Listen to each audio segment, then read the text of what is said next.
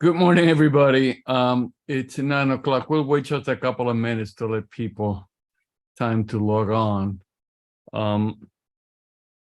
We will see if we can finish today because I am getting tired and I'm sure you are too.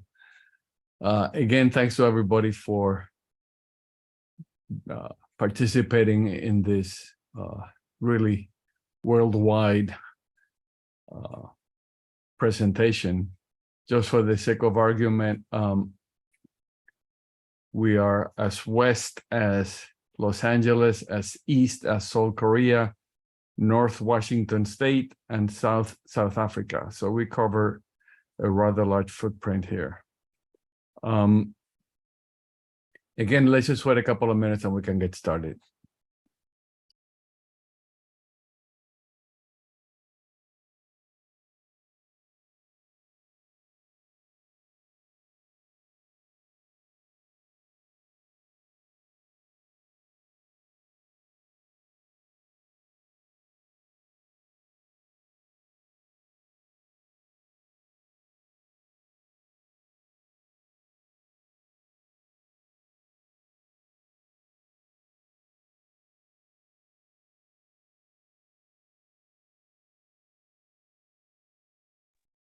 There was a comment as to whether the UK is further north than Washington State. I don't know. But if it is, then we're even further north than we thought. This comment compliments of Dr. Andres Molina Villarino.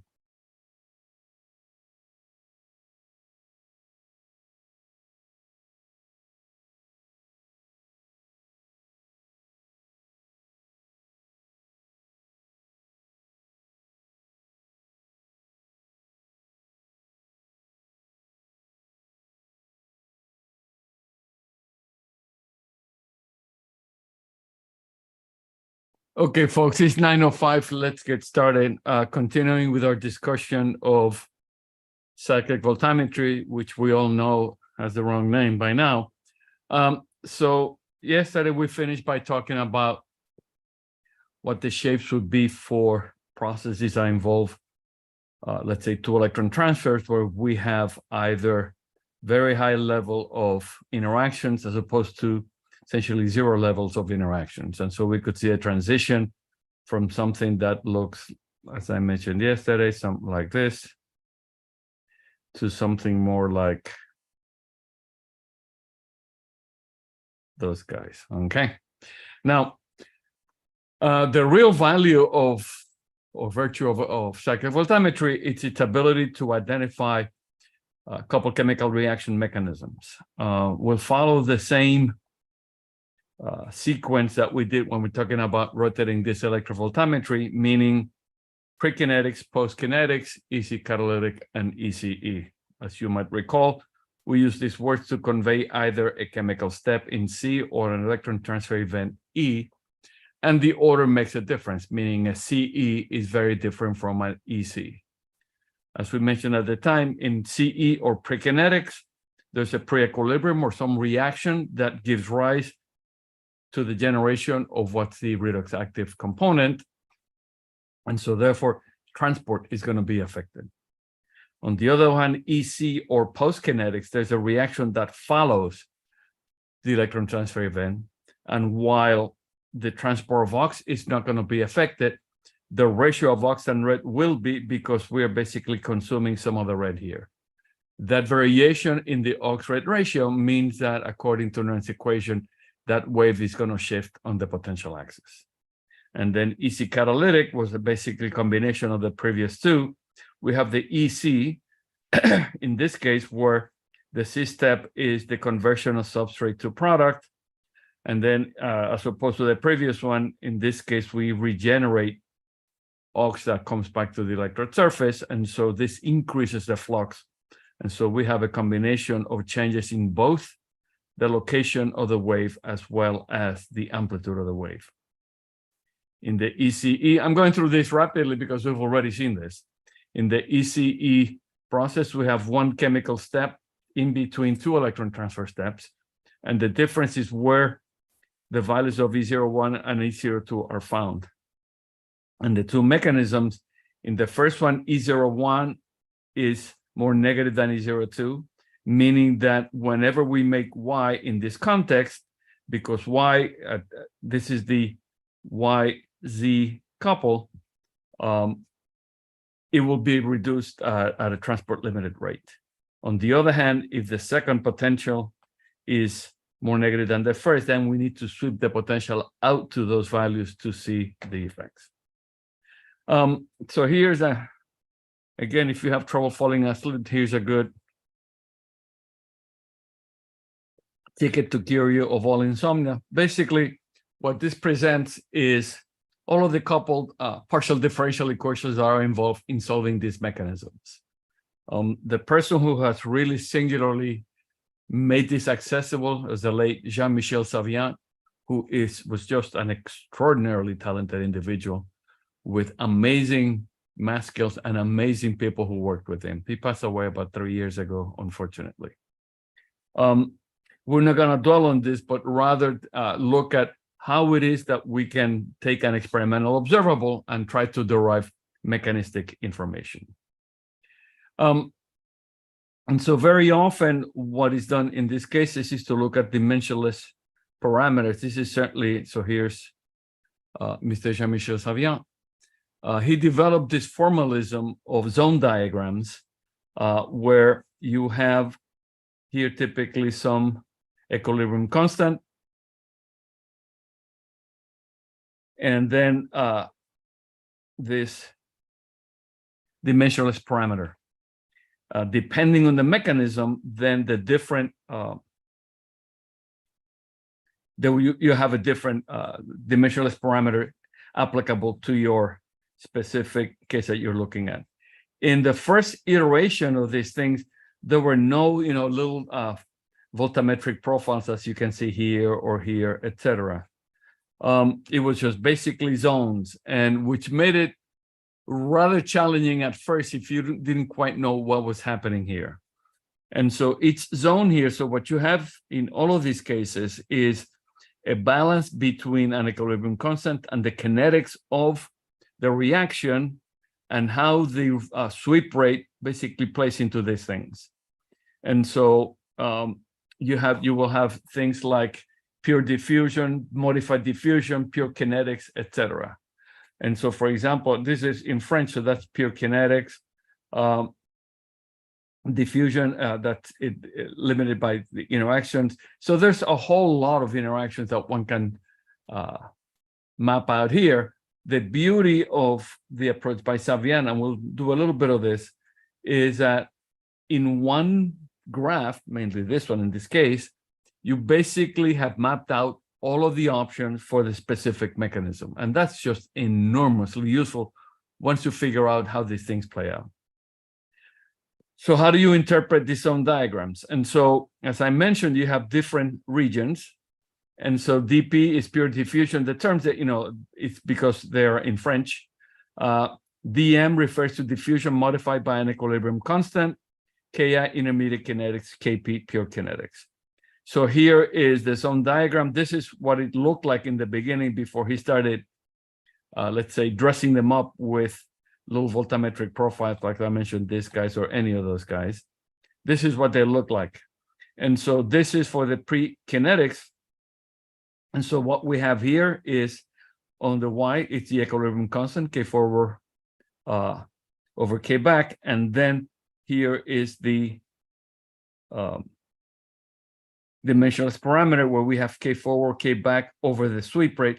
So this basically gives you the sort of the time scale of these techniques. And we'll see, for example, if you have just some clear examples. So here you have a pre-equilibrium. This is log of K. If log of K is 2, right, that means that K is 100. So if the equilibrium constant is 100, then you have essentially at least 99% of the material present as ox. And basically, regardless of the value of the dimensionless parameter, and that is conversely the sweep rate, if you go any place here, it's just a purely diffusive system. On the other hand, if you go to a system that has a log value of K and sort of intermediate values of the sweep rate, you're in a purely kinetic regime. And you can begin to see how the interplay between K4 plus K back and nu in this particular mechanism can really help you populate, this type of diagram. And so, as we mentioned, on the y-axis, we have log K, which is an equilibrium constant, K4 over K back, and then the dimensionless parameter. Again, this is for prekinetics, so CE. Notice that we have both K4 and K back and the sweep rate, okay? And so now the shape of the voltammogram will depend on both the equilibrium constant and the dimensionless parameter applicable to a specific case. And so if we look at some limiting cases, so large K, I was even more generous before. If K is bigger than 20, in previous case I said 100, that means if K is 20, that means that we're at 95% conversion of Y to X, right? If K is 20. And so what that means is that the response will be as if there was no, prekinetic step. That is pure diffusion. That is the voltammetric profiles will look like you would expect. Okay. When both K forward and K back are small, which means small lambda, and if lambda is small, that means high sweep rates, right? The preceding reaction has little effect because basically the sweep rate is outrunning any contribution from that pre-equilibrium. And so now what you'll have is a current that is still diffusional, but the amplitude will be proportional to what fraction of X or Y is present as Ox. And so the current will be proportional to the bulk concentration equilibrium constants K plus 1, where C star here is the sum of both Y and X, basically the presence of all of the material, whether it be in Ox or in Y. And so if one looks at what these profiles will look like, and analogous to what we did in rotating disk electrovoltammetry, because we're looking at changes in the voltammetric profiles as well as currents, we need to normalize to the sweep rate. Remember when we were talking about rotating this, we would have I divided by omega to the 1/2. Now it's I divided by the square root of the sweep rate. And so this basically normalizes all of the responses at slow sweep rates, right? So in this regime, the current will be proportional to the total concentration of Y and Ox. At the very fast sweep rates, somewhere around here, then the current is proportional to only the fraction of the material that is present as Ox. Okay, and so in between, then you see a transition from this limiting value to this limiting value. A different reaction might have something that looks like that, etc. And by looking at how this ratio changes with sweep rate, then we can extract kinetic parameters. Now, we can go further. When lambda is so large that reaction is always at equilibrium, the reaction will exhibit Nernstian behavior, but the wave will be shifted on the potential axis, as it says here, from its unperturbed position by an extent that depends on the magnitude of K. And this is dm, modified diffusion. If we go back here, so modified diffusion is in this regime. What does that mean? So if you have, if lambda is very large, that means if lambda is large, this is small, or these guys can also be big, meaning that the system is always adjusting very quickly. Right? And so if I oxidize, or let's say I reduce Ox, the system very quickly will readjust, but that sort of change in the ratio of Ox and red means that the wave will be shifted on the potential axis because it's in effect an Nernst shift that will be dependent on the sweep rate. And that's it's a little disconcerting, but once you see it, it's very quickly to identify what the process is. When K is small and lambda is large, the reaction is so fast that the reactants can be considered a steady state, okay? And so what you have, if the reaction is at steady state, you might recall back when we were talking about rotating this, steady state basically implies something sigmoidal, and as we'll see, there will not be a current peak under those conditions. Now, we can, a second.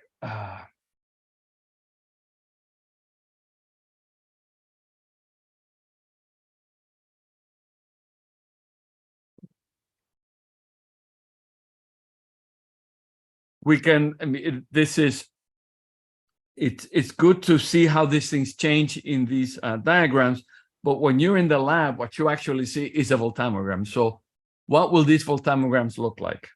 And so, by the way, this image comes from the Nicholson and Shane paper. And so here we have the prekinetics. So we have K forward and K back, the ratio of that being the equilibrium constant. And so here we're looking at the normalized current. So notice it's normalized as a function of the dimensionless parameter. In this case, 0 is essentially no contributions from prekinetics, and we see a perfectly reasonable wave. As that kicks in, you'll see, for example, when this is 1, that this will look like that. And then when it's very large, what you see is this guy that has no peak, which was what we had predicted over here. An interesting correlation is what is the ratio of the IP canodic to IP cathodic, that is the ratio of peak currents, as a function of the dimensionless parameter. And so here, as we go from left to right, the sweep rate is increasing. At very slow sweep rates, the ratio is going to be 1 because we're basically giving it all the time in the world to equilibrate.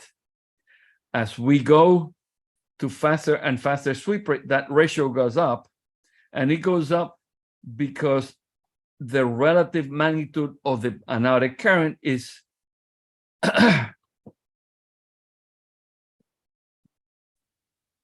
it's not being affected as much as the cathodic. Remember, we're looking at the reduction here.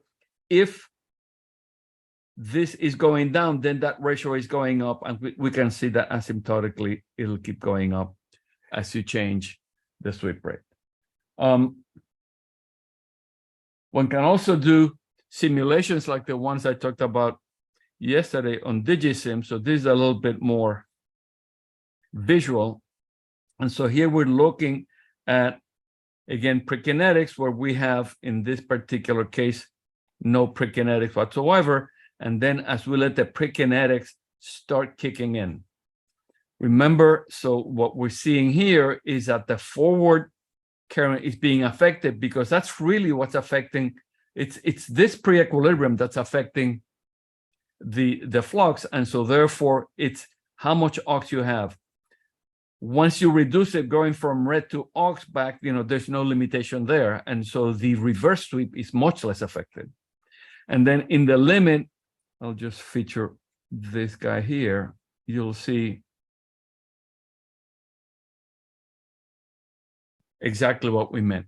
This on the forward one looks like, rotating disk, right? It has basically this sigmoidal shape, but the reverse still looks like a diffusional process, as it must, because that's what we really have in here, okay?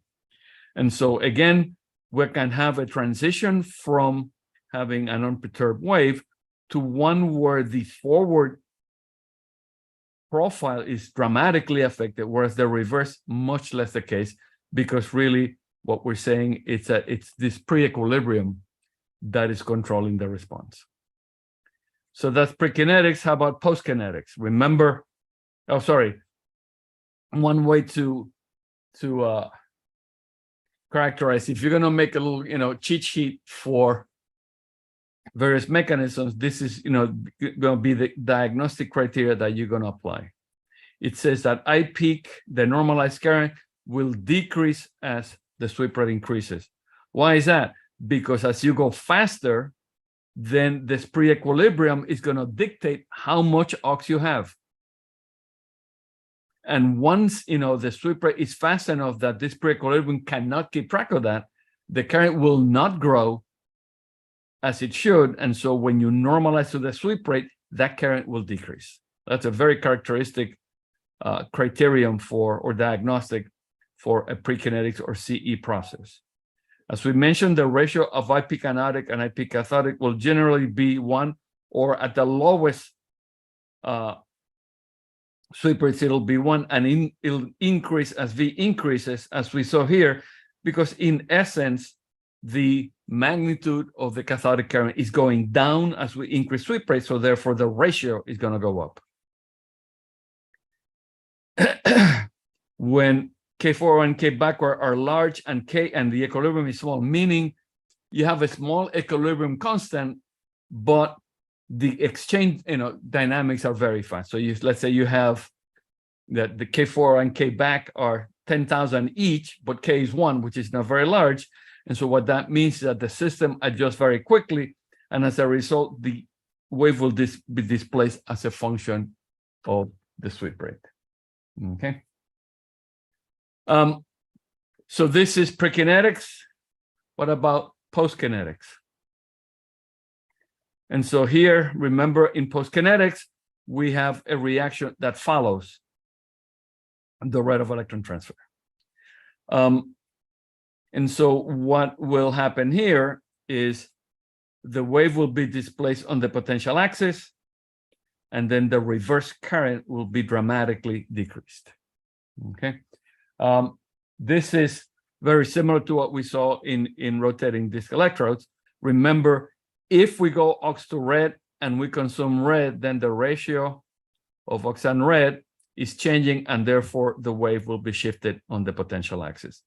In the limit of extremely fast KF, what you'll see is that there is essentially no return current here. All of the material is being converted to C, which in this case we're assuming is not redox active. Again, this is from the Nicholson and Shane. Hopefully, some of you have at least pretended to look at it just to make sure that the fame of being the most cited and least read paper in the history of electrochemistry, keeps its primary position. And so here what we have is, again, as a function of the dimensionless parameter lambda, so we have an unperturbed, and as we kick in, the wave is displaced in the potential axis, and in the limit, basically no return current, because basically all of the rate has been consumed and it's now Z. In this case, the peak potential will be displaced according to this expression, where we see lambda n, which is the dimensionless parameter.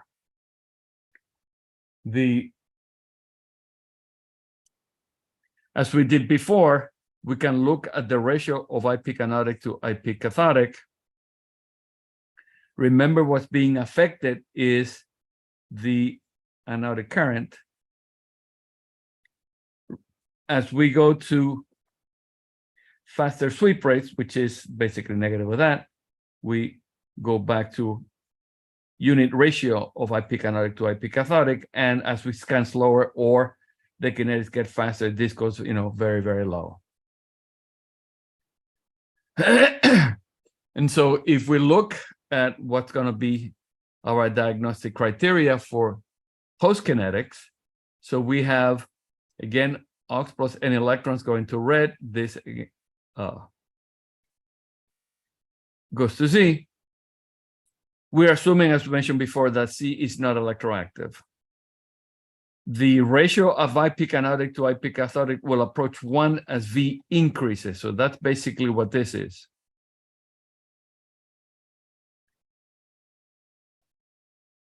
Still, IP cathodic, the forward rate will be proportional to the square root of the sweep rate. Why is that? Because we are not affecting the transport of ox.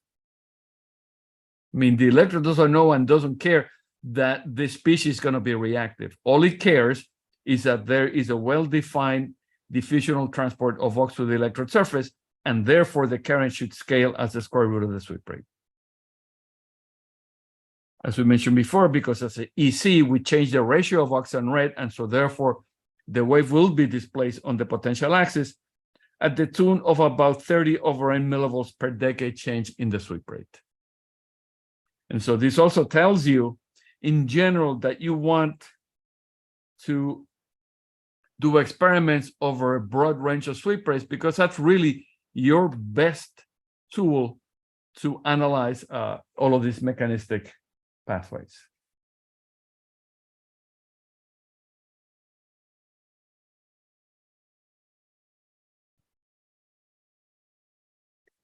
And so let's go back. We're going a little bit fast. And so we're back to now EC catalytic. So we've looked at this one, we've looked at this one. So sort of in the limit, this guy might look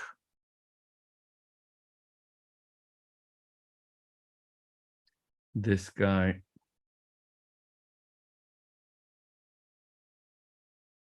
And now the question is, what will this look like? And as we saw in rotating this, in essence, it represents a mix of both CE and EC processes, right? And so remember here we have the electrode reaction is ox plus n electrons going to the reduced species. The reduced species can react with the substrate to give you product, and in the process regenerate ox back to the electrode surface. The assumption in all of these things is that the concentration of S is much higher than the concentration of ox. And so you're really limited by the rate at which S will react with red. So how does this operate? Again, let's look at sort of the limiting cases. If you're scanning very fast, you can basically outrun the reaction. And that's what would be the case in here, right? A very nice and well-defined redox couple. What happens when we start turning on the EC catalytic process? Two things happen, as you would expect. Because we're consuming red, that's an EC, in this process, that's a C part of the reaction. So therefore, the wave will be shifted on the potential axis. But because we're also changing or increasing the flux of ox to the electrode surface, that means that the normalized current will also increase. And so as you can see here, this current is going up, up, and eventually way up. You'll also notice that in the limit of very fast kinetics, there's essentially no reverse peak that one can think of. We'll get to that in a second. We can look at what again, what Mr. Nicholson and Shane say. So again, this is Nicholson and Shane. At very fast sweep rates or slow kinetics, nothing much happens, right? We see a nicely defined wave. When the kinetics are very fast or the sweep rate is very low, then we see an enormous enhancement in the peak current and a displacement to less negative potentials. Now, what are the diagnostic criteria? So this is, again, the mechanism of EC catalytic. As we mentioned, you have to assume that the concentration of S is much higher than the concentration of ox. In essence, you want to be limited by the kinetics of this reaction, right? Okay, forward. Lambda, the measures parameter. Here we have bulk concentration, sweep rate, and K. Again, this sets up your time frame, and then RT over NF to keep the units correct. And so what are the diagnostic criteria here?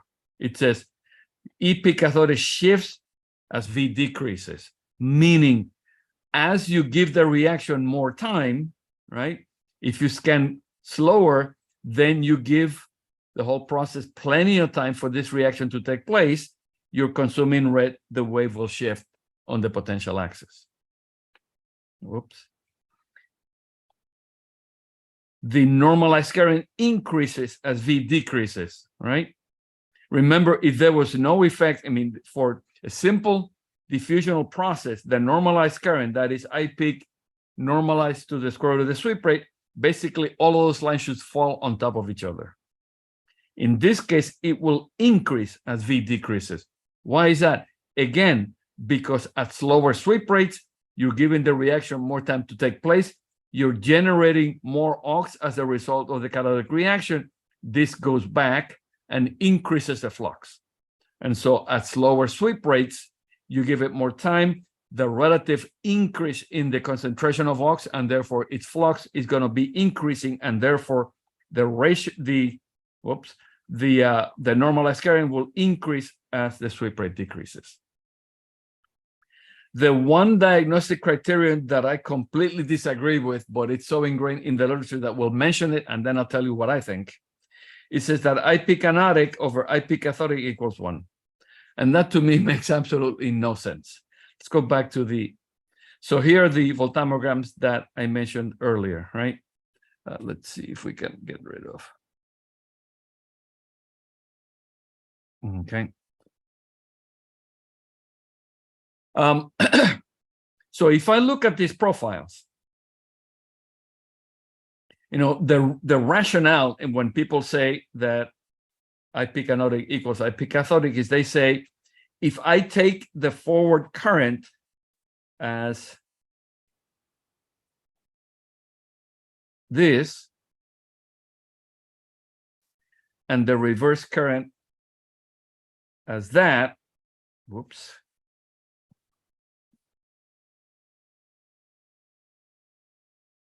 Oh, come on.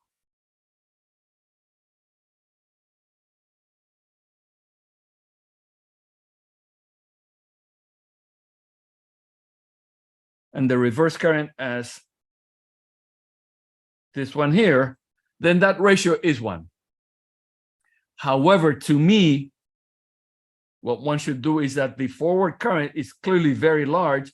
The reverse current to me is not really going much above 0.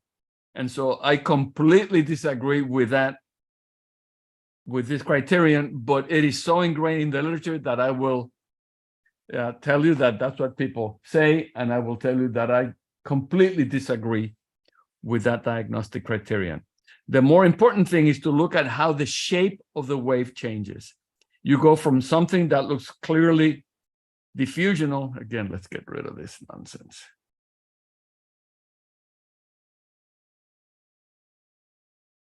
You see something that is clearly nice and diffusional to something that is clearly sigmoidal. The reason it's sigmoidal because you're turning over red so fast that essentially the concentration of red at the interface is essentially 0, because anytime you make red, it reacts very fast with S to regenerate ox. And so that's why you get this enormous increase in the current.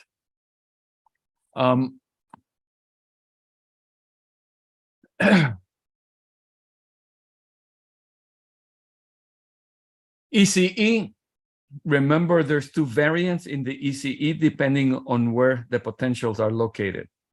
In the first case, the first redox process is more negative than the second, meaning the moment you make any Y, it will react at a transport limited rate because the overpotential is ginormous. In the second one, E02 is after the first one. So you have to scan a little bit broader to be able to see that process. So what are going to be the responses here? So here's for the first case where the first redox process is more negative than the first.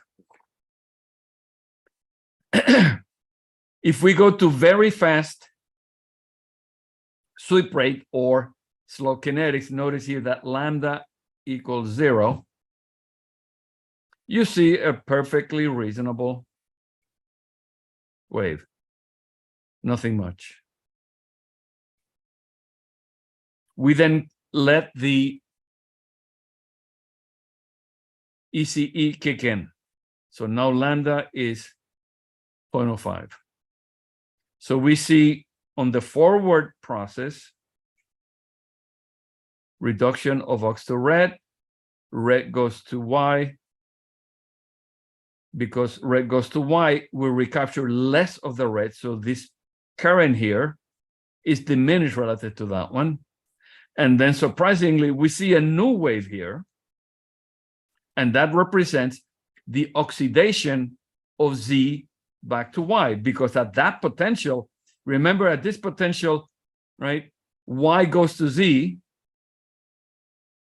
because you have a very large driving force, but then you have close to the interface some of the Z, and so it gets oxidized. And the real trick, and this is a virtue of doing more than one scan, on a second scan, you'll see the forward wave for the YZ couple. Nothing else looks like that, period.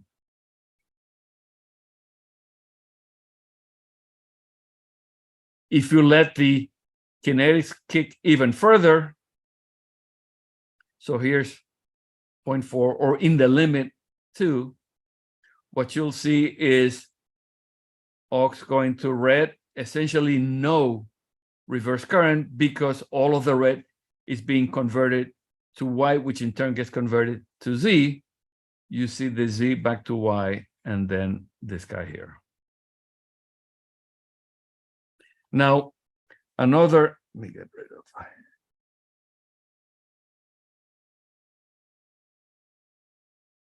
Another thing to, on a second sweep, in these particular simulations, you don't do a complete second sweep, but let's take this one as an example. So you see that you had the first wave come back, and then this on the second sweep, you see this redox couple. If you were to continue this process, the second wave would be slightly below the first one. And that's because you've already consumed some material here in the previous scan. And so doing 2 scans in an ECE type process of this style is incredibly informative because it really tells you what's happening in the electrode reaction. The other point to consider here is that if you look at the normalized current, when you have a very, very fast conversion of Y to Z, is that now this wave will be proportional to N1 plus N2 because you're in effect, right? You have N1 plus N2, the reaction, so you generate red, the reaction is so fast it goes to Y, and you get the second electron. And so therefore, at very slow sweep rates or very fast kinetics, this peak will be proportional to the sum of N1 and N2, meaning both electron transfers, okay? The ECE mechanism, this particular one, it's really, it's incredibly diagnostic, and there's just nothing that looks like it, in a cyclic voltammetric profile. If we go back to the DigiSim simulations, and so here we have, you can see let's just draw a little bit. So you have that, and then as the EC kicks in, you can begin to see the on subsequent scans that you get. So this would come from something like that. So we would be like that. And then on the second one, you see the emergence of the YZ couple. Okay.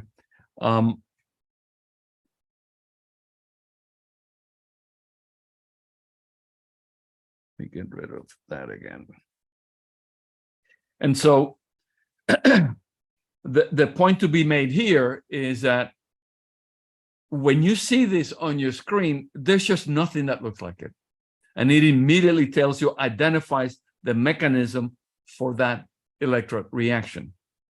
Now, getting numbers for those parameters in cyclic voltammetry, it's a little bit more complicated because you have a convolution of many aspects here. So you have the convolution of transport and sweep rate, and then the kinetics on top of that. And so, as I mentioned in the past, in my view, it is better to identify a mechanism using something like cyclic voltammetry, but try to get good numbers from doing things like rotating this electrode or ring disc electrode voltammetry. So that was the first version of ECE. In the second one, and so here, E02 is negative of E01. And so what we do is we have to scan a broader regime and then see what happens as the sweep rate is accelerated or the kinetics the sweep rate goes down or the kinetics get accelerated. So in the limit of very fast sweep rates, basically nothing happened. This used like a perfectly reasonable vanilla flavor cyclic voltammogram. If we let the ECE process kick in, what will we observe? We will see something like this, where we go ox to red, right? Red goes to Y, but YZ is at this potential, and so we'll see the emergence of this wave, and then this is smaller, right, relative to this one, because some of that current ended up here. If we kick it in even faster, again, off to red, red to Y, Y to Z, and this now looks beautifully reversible. And if you were to reverse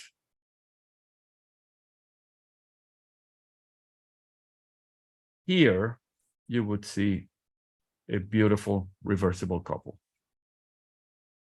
Here, the current is dramatically muted because basically all of the red turned to Y, which in turn turned to Z over this regime.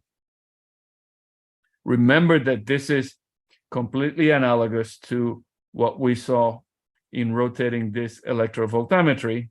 Remember, in those cases, what we would see was, and then as it kicked in, you would see the second wave coming in, completely analogous to what we are seeing here. And so there is no doubt that this looks nothing like that. And so even though they are both ECE mechanisms, the profiles look dramatically different because of the order in which those redox potentials come up. In this first case, because at the potentials at which you generate red, Y2Z is reduced at transport limited rates, you see this type of a response. Because this is at lower potentials, it shows you the virtue and the importance of doing more than one cycle, because you get to see the evidence of the formation of this YZ couple. On the other hand, in this case, if you were to scan, blindingly fast, let's just use this one so we can. If we were to scan blindingly fast, what we would have seen is something like that. much like that. As ECE kicks in, then you see the emergence of the second peak. And again, that looks nothing like that, which in turn looks nothing like that, or like that, or like that, or like that. Right? And as I mentioned a couple lectures ago, the real virtue of cyclic voltammetry is that the voltammetric profiles are extremely diagnostic of the mechanism. However, because of the nature of how you do the experiment, it's very difficult to get very precise data, although I should add, with all of these new simulation programs, that gets a lot easier, because what you can do is you can fit your voltammetric profile and adjust for things like what's the resistance of your solution, the areas, etc. And you can get dramatically good, or astonishingly good fits. And so that has made life a lot easier. Personally, I prefer rotating digital electrovoltammetry because it's a little bit more tractable in terms of the electrochemical response.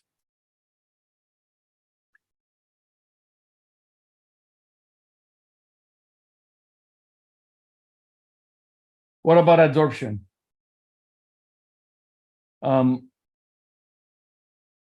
So you might recall our discussion of adsorption. So if you have adsorption, you don't have diffusion, right? So one can have potentials that refer to the reduction of oxygen solution or the reduction of ox in an adsorbed state.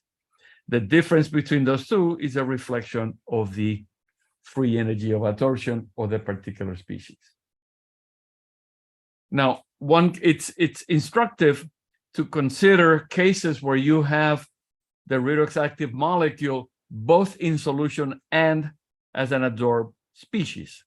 And so what would be the voltammetric profile if you have both ox adsorbed, ox in solution, right?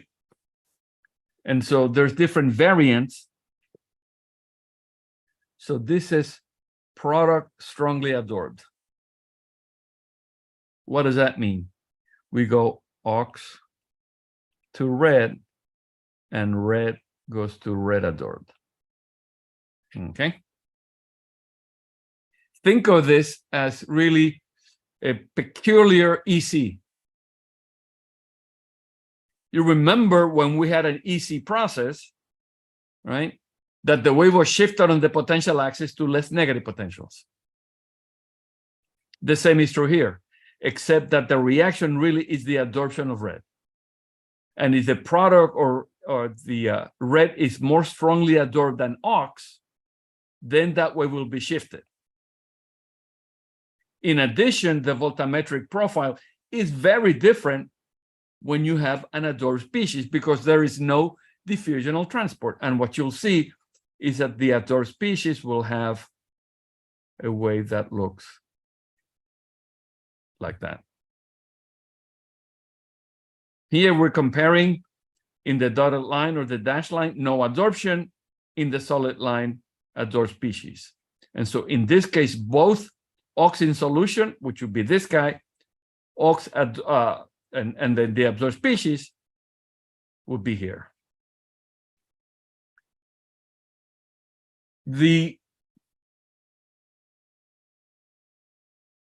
If we had the counter, if we have reactant strongly adsorbed, what would you expect? Well, you would expect something like this. Again, the dashed line here is for diffusing species. This is for the adsorbed species. So why, if you have a reactant strongly adsorbed, do you see the wave at more negative potentials? Again, let's think of what we're saying here. If a species adsorbs, it finds itself in a lower energy situation. And so in order to reduce it, right? So if this is, let's say this is ox in solution, and here's ox adsorbed. All right, that's the level here. We have to provide this much additional energy to reduce this guy because it's in lower energy state because it's adsorbed. And so the net result is that we see what's called post wave after the diffusional wave. In this case, this would be called, quote unquote, a pre-wave prior to the diffusive response. Okay. Now, we can look, in the case of both reactant and product strongly absorbed, then the wave will be at the same, essentially the same potential as the diffusing species. If we focus only on the absorbed species, we can do a little bit better in terms of analysis. So for an immobilized redox couple, so it's very strongly absorbed or it's anchored to the surface. So if you have a surface and you have a redox couple that's linked to the surface, that's not going to go anywhere. Both ox and red are strongly absorbed. The voltammetric profile will look something like this. It'll be symmetric across potential and current axes. Delta E peak, if the case is reversible, is 0. Frequently, you see a small delta E peak because you can have, for example, if you have different environment around the redox couple, the formal potential might be slightly different. And if you get enough of those, then the weighted sum of all of those voltammetric profiles might give rise to a very small delta E peak, but in principle, it should be 0. The current rises and falls, so this would be like a typical voltammogram, but it falls just as fast because there's no diffusion here. There's no diffusional tails here. Okay.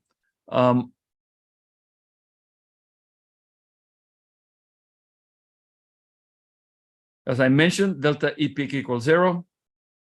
The full width and half maximum for the case of 0 interactions, meaning if you can describe the absorption by a good friend, Langmuir, the full width and half maximum should be 90.6 over n millivolts. Values that are larger than that reflect repulsions. Values that are smaller than that reflect attraction. You can have voltammetric profiles that can look, and I'm not kidding, like exceedingly sharp. And that tells you that's very strong attractive interactions. The other thing that has no equivalence in solution voltammetry is because this is a coulometric experiment, right? You have a redox couple, right? Here's ox-red, and you're consuming all of it. You're oxidizing and reducing all of it. So if you integrate the current and get the charge, Q, you can determine the surface coverage by dividing Q by NFA, number of electrons, Faraday constants, area of the electrode. And this is an exceedingly good way of determining surface coverages of redox active molecules. Just to give you a sense of scaling, if you take a monolayer of a reasonable transition metal complex, let's say, remember when we talk about tris-BP ruthenium, a monolayer of this guy is of the order of 10 to the minus 10th moles per centimeter squared. A monolayer of ferrocene, because it's smaller, it's about 5 times that. And so one can, begin to develop sort of ideas of what, a typical surface coverage would be and how to analyze these profiles. Now, one can also have weak adsorption of products or reactants. So if the product is weakly absorbed, in the forward sweep, we see really nothing much. But then in the reverse, you can see incredibly sharp. That's basically a desorption peak. And that's because, one thing that I forgot. Here, the peak current scales directly as the sweep rate, sorry. And so if you're scanning, with a product weakly absorbed, this forward current is proportional to the square root of sweep rate. This one is directly proportional to sweep rate. So you see very sharp desorption peaks. And again, nothing looks like that. And if you can have product weakly adsorb, obviously you can have reactant weakly adsorb. And so you have, now sort of the reverse. If you flip this over, then you get something like that, where this is desorption, this is diffusive.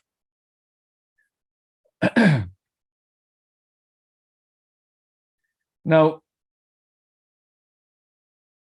in the Nicholson and Shane paper, there is one little graph, which is this one, which has an unbelievable amount of information in a simple graph. If you ever want to put together a cheat sheet, this is what you want to do. And so what you have is the current function for the different mechanisms as a function of sweep rate on a log scale. And so a couple of things to notice. You see 1 and 2 here. Both 1 and 2 are basically flat across. Right? This is 0.496, 0.46. Do you remember where those numbers came from? Please say yes, right? Because those came from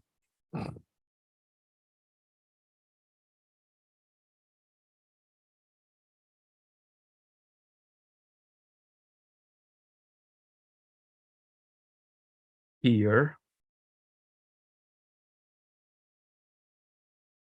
and here. Remember that 0.4463 is for reversible charge transfer. And curiously, the irreversible charge transfer was at 0.49. Because they're still diffusion limited processes, you get basically flat lines. So that's 1 and 2. 3 says CE with reversible charge transfer, right? And here's 3. That's prekinetics. As we go to slower sweep rates, this comes back to the diffusional line, as you would expect, because if you scan very slowly, then you eliminate the effects of that pre-equilibrium. 4 is the same thing, except for irreversible charge transfer. So you see an identical, essentially very similar line, but in this case, it comes asymptotically to the irreversible charge transfer reaction. 5, EC reversible reaction. So where is 5? You can see 5 is here, 6 is here. The same thing. As you go to faster sweep rates, then these lines converge onto either this guy, so you can see here, or here. Let me get rid of this so we can continue watching. And so in the case of 5, you can see that as we go to faster sweep rates, So we have 5 and 6. 7, EC catalytic with reversible charge transfer. So this is 7 and 8. And so you notice that this guy converges into the reversible one, this into the reversible one. Notice that as you go to slower sweep rate, that current function is shooting through the roof because you're turning over the reaction very fast. Now, let me clear that again.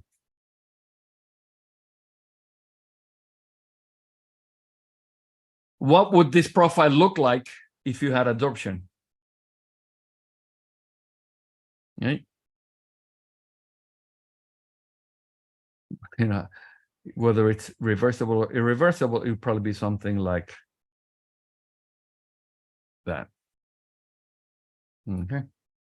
And so a plot like this, if you know how to interpret it, is incredibly, incredibly informative. So you should keep this in your wallet right next to your copy of the periodic table. One final voltammogram that everybody should look at least once in their lifetimes. And so it's, let me go back here. This actually comes from my PhD dissertation from 1980. Yes, 1980. You have no idea how many of these I did in my time as a graduate student. This is the voltammetric profile for platinum in sulfuric acid. It's extremely diagnostic. In today's nomenclature, you would see it this way, so we'll analyze it that way. So what you have is oxide formation,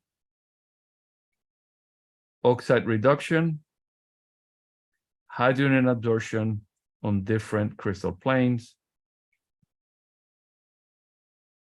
If you integrate the charge here, you can determine the surface area. It's 210 microcoulombs per centimeter squared, and it is incredibly precise. The other thing, if you look carefully, you will notice that there is a tiny little bump there, and that should be there. That tells you that your solution is really, really, really clean. Things that you should look for: very sharp adsorption, desorption peaks. That's due to adsorption of hydrogen atomic. So the redox process, there is proton plus electron going to H adsorbed on different crystal planes. This should be essentially flat. If you look closely here, there's a little dimple in here that should be there. This should be very sharp and come very sharply back up. If you see this voltammetric profile, that means your electrode is clean, your solution is clean. Very often what you need to do is hold the potential out here, evolve a little bit of oxygen, and you'll see little bubbles coming out, shake them off, and that will basically oxidize any residual carbon contamination that you have. You scan a few hundred times at, say, 1 volt per second, and this profile will emerge beautifully clean as shown in here. Okay. We are at the hour, so let's take 3 minutes and we'll hopefully then do the last installment that I sent last night. I'll get to the questions after we reconvene. We'll see you in a couple of minutes.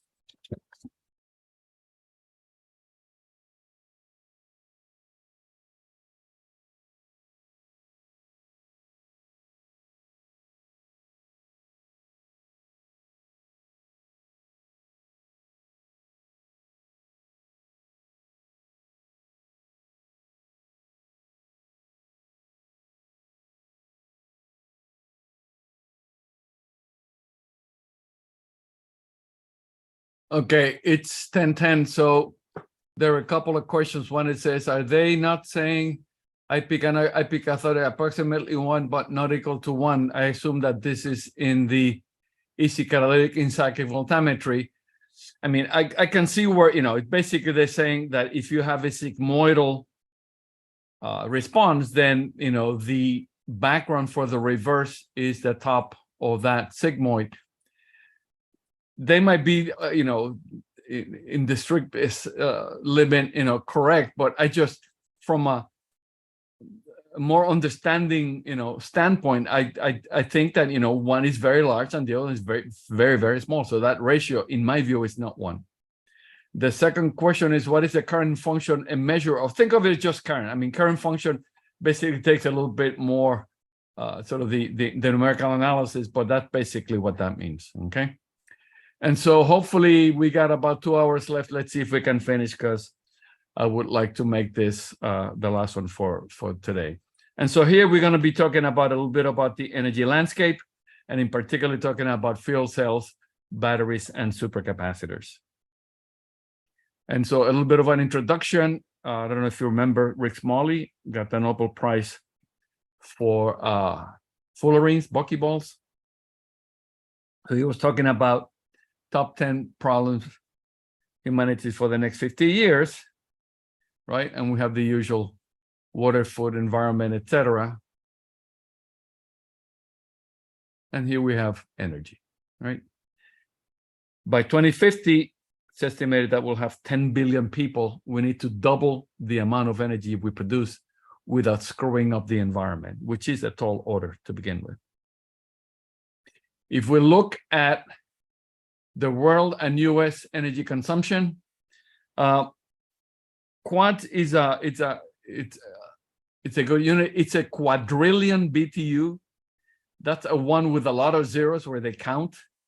This is a little bit dated, but today's, it's about 500 quads for today, right? This is a little bit dated. And I like that unit because I can do the math. And so if you look at the global, it's about 500. The US is about 100. So the US consumes, 21% of the world energy, but it has less than 5% of the population, right? With less than 5%. And so we consume 4 times as much energy as we should. If the world's objectives is to have our standard of living, we are screwed, period. Because we will be contaminating the environment so dramatically that we simply don't stand a chance for anything that we would like to do.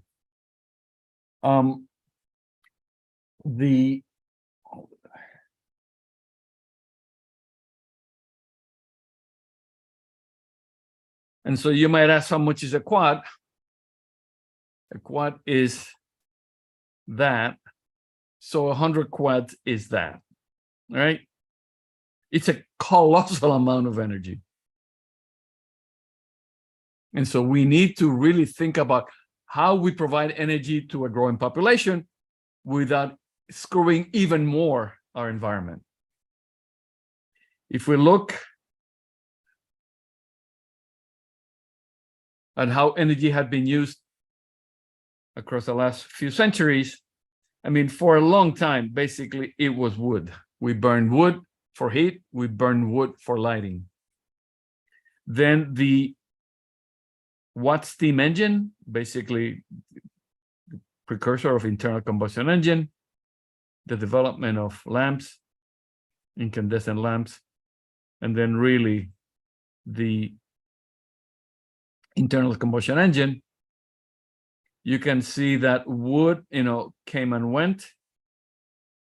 Then late 1800s, coal came in, oscillations, but still a lot. Oil in the beginning of last century, and this is just dramatic. A little bit of hydroelectric, basically moving water, and a little bit of nuclear coming, late last century. Things that have also been enormously influential was the development of intercontinental rail system for moving goods, the electric grid for moving energy, the interstate system for moving people. If we look at energy sources, this is a few years out, but nevertheless informative. We have liquids, which is oil, natural gas, and coal, all basically fossil fuels. Nuclear 6%, renewables 11%. So in renewables, we have hydroelectric, 74% of that, and that's moving water, right, from a high place to a low place. We have wind, other solar, geothermal. Solar, 2% of 11%. So, I mean, this is not 10 years ago, it's gotten a little bit better, but 2% of 11% is 0.2%. 0.2%. So when we talk about we're gonna double our solar capacity, yeah, from 0.2% to 0.4%. We don't need factors of 2, we need factors of 10 to even make a dent in this distribution.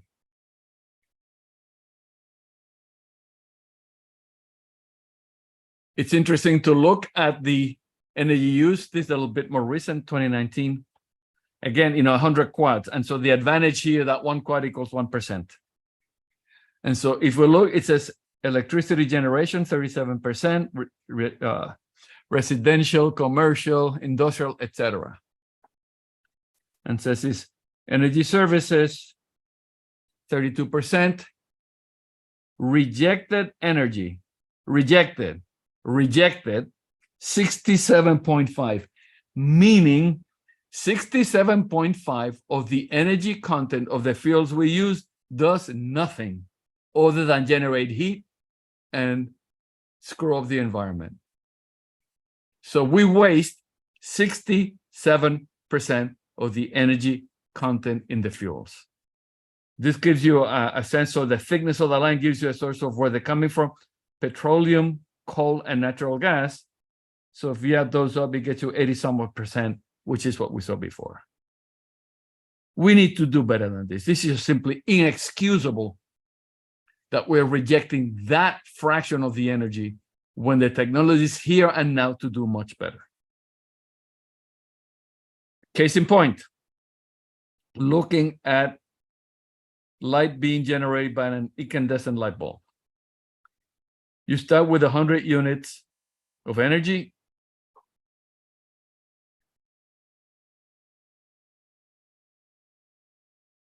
$38 units into the grid.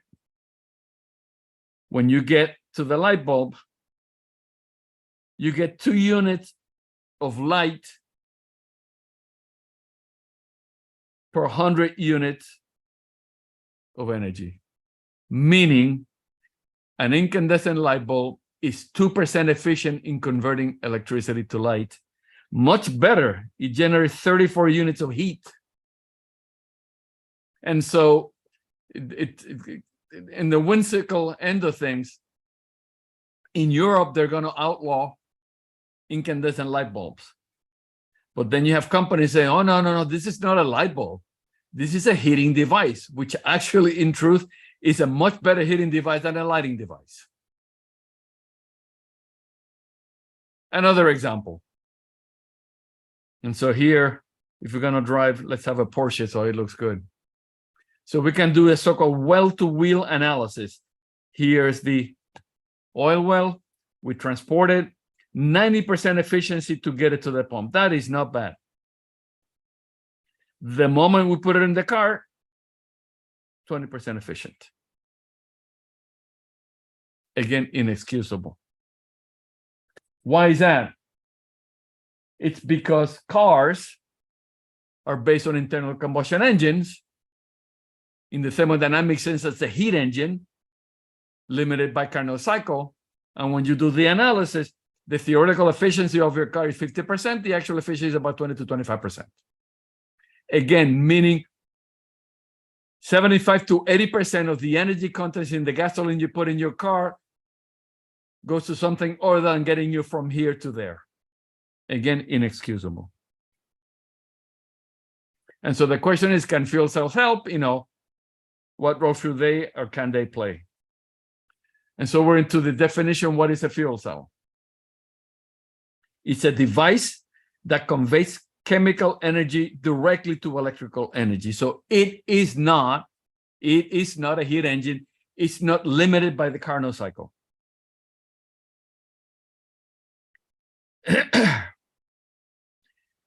We typically use hydrogen as a fuel, oxygen as a reductant, simple oxidation state changes. We can also use things like methanol. So this would be an organic-like solvent. But basically what you're trying to do is electrochemically combust your fuel, be it hydrogen, be it methanol, etc.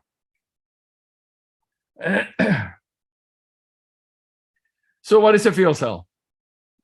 As we mentioned, it's a device that can convert chemical energy directly to electrical energy, and thus basically mechanical. And so we compare this to a heat engine. A heat engine, remember, does work by transferring heat from a high temperature reservoir to a low temperature reservoir.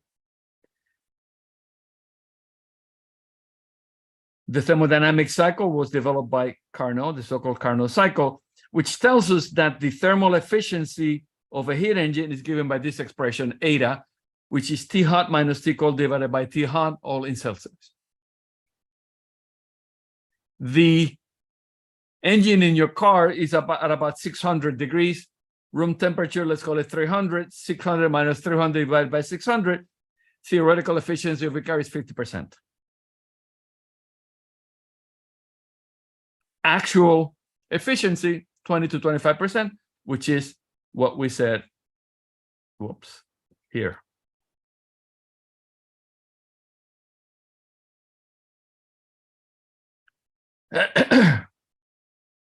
On the other hand, fuel cells, because they are not heat engines, can be 60, even 90% efficient. So let me put it in the right framework. A fuel cell, even if you screw it up, can be, let's say, 60, 70% efficient, a car 20%. So everything else being the same, you get more useful work, 3 times more useful work from a fuel cell than you do for an internal combustion engine. And that's why people are interested in fuel cells, because the conversion efficiency is that much higher. And so I would say internal combustion engine, 20 to 25%, right? And fuel cells, depending on the type. If you're using a hydrocarbon, you generate less CO2. And if you have it in using hydrogen that is quote unquote green, so produced from sunlight or wind, there's no CO2 produced. One can also use biomass and just basically cycle that, but you're not adding to the carbon dioxide footprint. And so let me get rid of this for a second.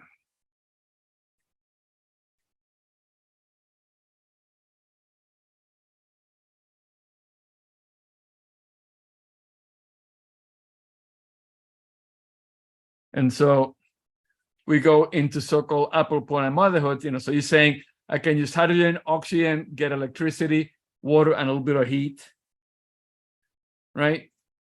In the advertisement, there's always green, right? And it's gonna, never, sharp edges, because that's aggressive. Here we have Joe, environmentalist. He says, I love my new clean fuel cell car, but the hydrogen is coming either from nuclear or oil from reformation of methane. So yes, hydrogen is a great fuel, but it has to come from energy sources that are sustainable and green. And so here what you want to do is substitute these guys by solar or wind. How does a fuel cell work? It works by separating the steps in the redox reactions. You oxidize hydrogen, you reduce water. You reduce oxygen. The net reaction, hydrogen plus oxygen, gives you water plus electricity and a little bit of heat. The initial one was developed by Sir William Grove in 1839. He called it a gas battery.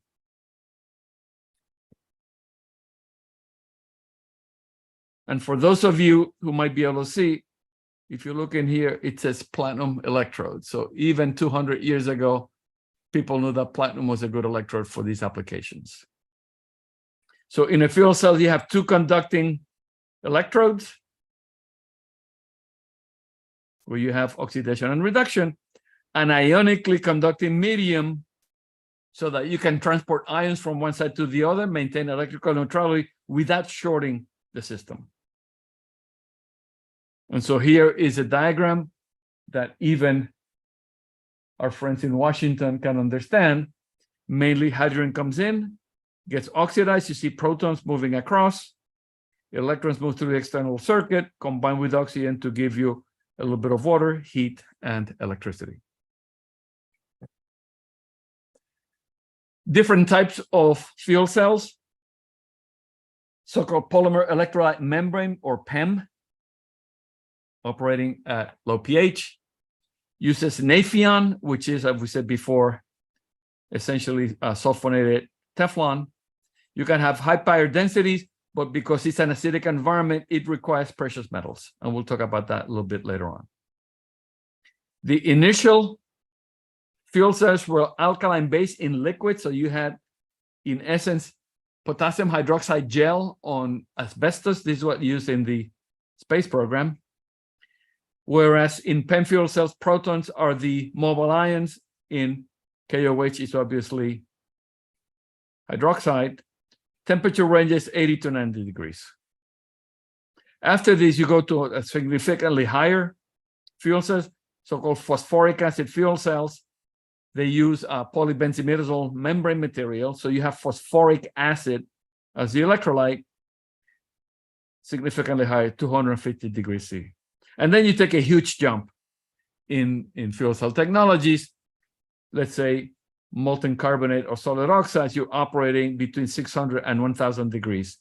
And that's because you have a ceramic membrane through which you have to either transport carbonate or oxide ions. And this is just a very high activation energies. You have to go to very high temperatures to make this work. You can also use methanol, which would be similar to the PEM fuel cell. So using the same membrane, protons, again, 0 to 80. This is sort of medium power density because the methanol has less energy density than hydrogen. So in general, more sort of conceptual. So you have anode where you have the oxidation, cathode where you have the reduction. Hydrogen comes in, gets into protons that are transported. The oxygen gets reduced. You make water from the protons that move across and the electrons that move across. In direct methanol, you have a similar situation. Here's methanol. You generate CO2, 6 electrons and 6 protons. Again, protons move. You reduce oxygen to water. Notice that because of the electroosmotic flow, in both of these cases, you have a net transport of water from the anode to the cathode. And so the concept of quote unquote water management is critically important in fuel cells. You don't want to flood your electrode, but you also don't want it to go dry.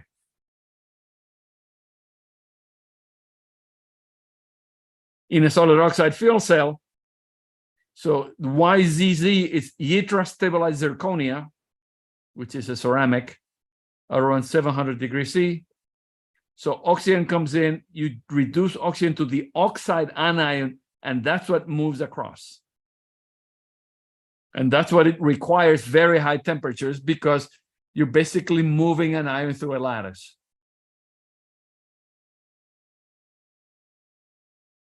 Hydrogen gets oxidized. There are no reaction products here because the oxygen moves across to mix with the protons and makes oxygen, water.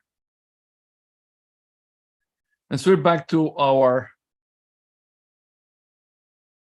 sort of general fuel cells, ones that even our politician friends can understand. Again, you can see here, hydrogen comes in, gets oxidized. So from, 2 little red balls to individual ones, electrons make it across, so-called external load.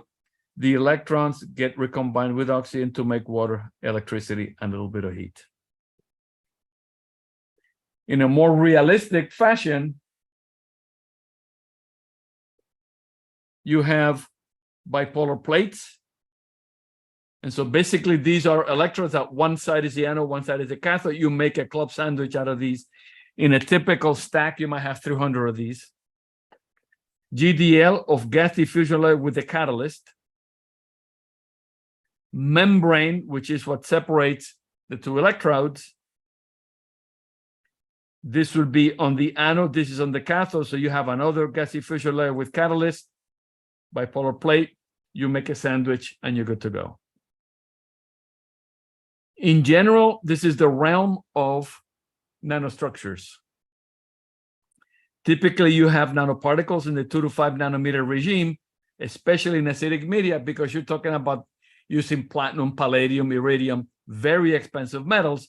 So you want to maximize the surface to volume ratio and thus increase the utilization of your catalyst material. And so you will make nanoparticle materials, put them, making so-called ink, where you mix it with an ionomer that then gets placed on the membrane.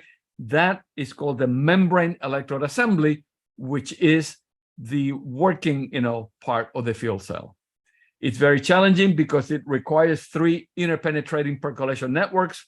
You have to move electrons, you have to move ions, and you have to move fuel and products. All of this at the same time in the same volume. Typically, the membrane thickness is 20 to 50 microns. The catalyst layers might be a couple of microns. As I mentioned, in the history of fuel cells, these were developed by Sir William Grove. As we mentioned earlier, also, he called it a gas battery. And again, you can see here, that's our friendly platinum electrodes.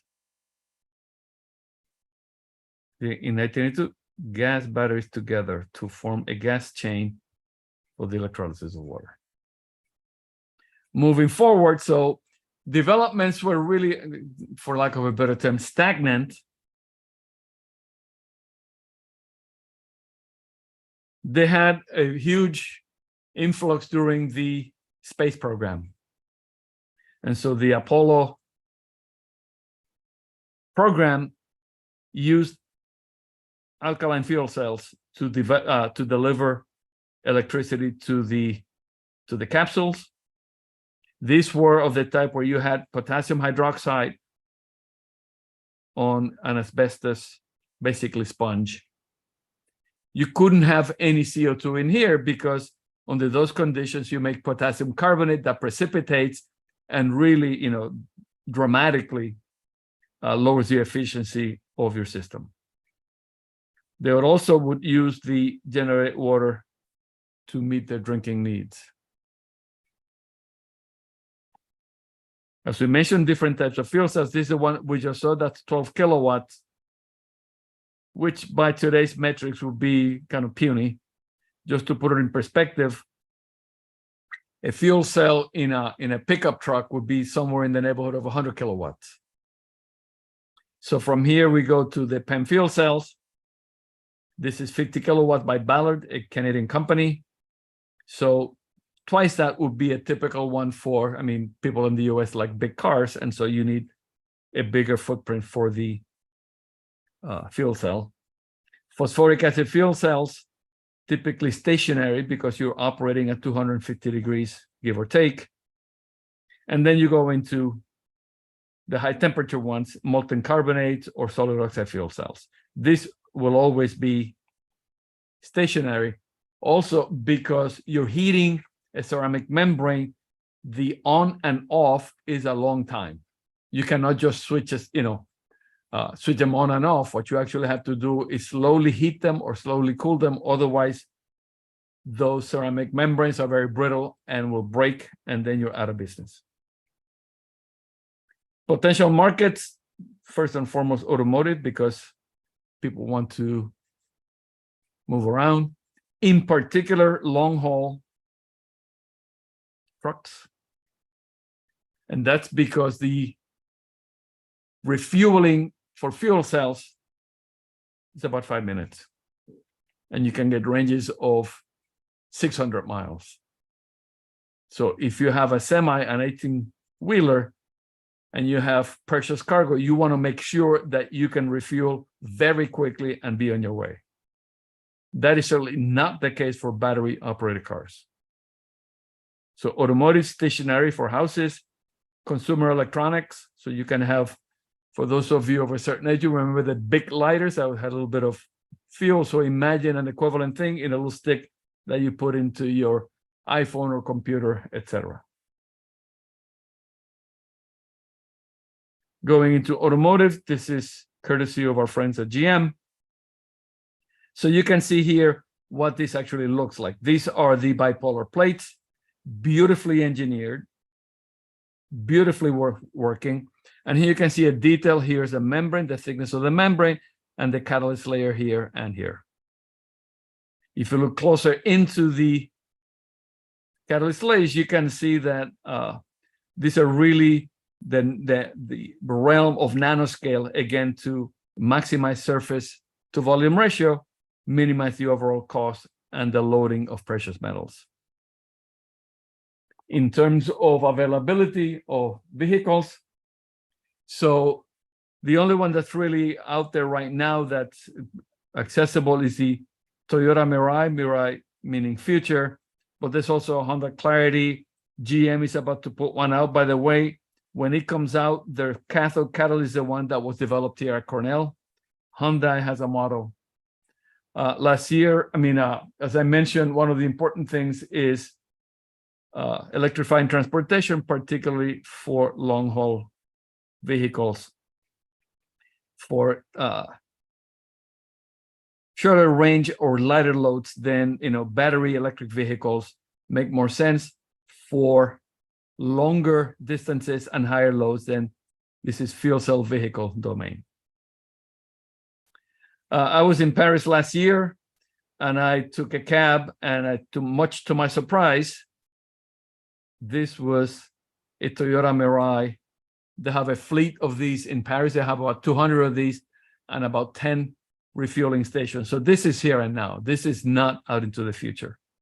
I actually contacted their website because we're trying to establish here at Cornell a fleet of fuel cell power cars. And so getting a sense for how they manage, the management of the fleet and the refueling. Now, getting a little bit more into the electrochemistry of fuel cells, what determines the cell voltage, the current, etc. Theoretical voltage depends on the fuel that you use. If you have hydrogen and oxygen, it's 1.23 volts, right? That's what you have to work with.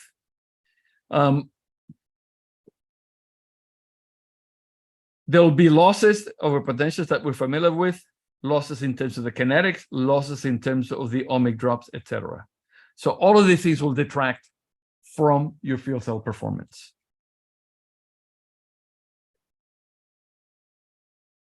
The engineering aspects of fuels have been very well developed, and now people have very good control of transport and current collectors, etc. We're still limited by the catalyst materials themselves. You should be familiar with this. If we're looking, let's say, at O2 reduction, it requires a significant overpotential. If you happen to have an even slower process, again, these are the overpotentials that will dictate the efficiency of your system. And in particular, in fuel cells, the oxygen reduction reaction, which I whimsically refer to as God's collective punishment to electrochemistry, is something that will limit the efficiency. Now, because both electrodes have to work in the same cell, hydrogen has very fast kinetics, oxygen much more sluggish. So if you flip this guy over, right, if you're trying to get higher current density, meaning going up, you pay an increasingly higher penalty in terms of the overpotential.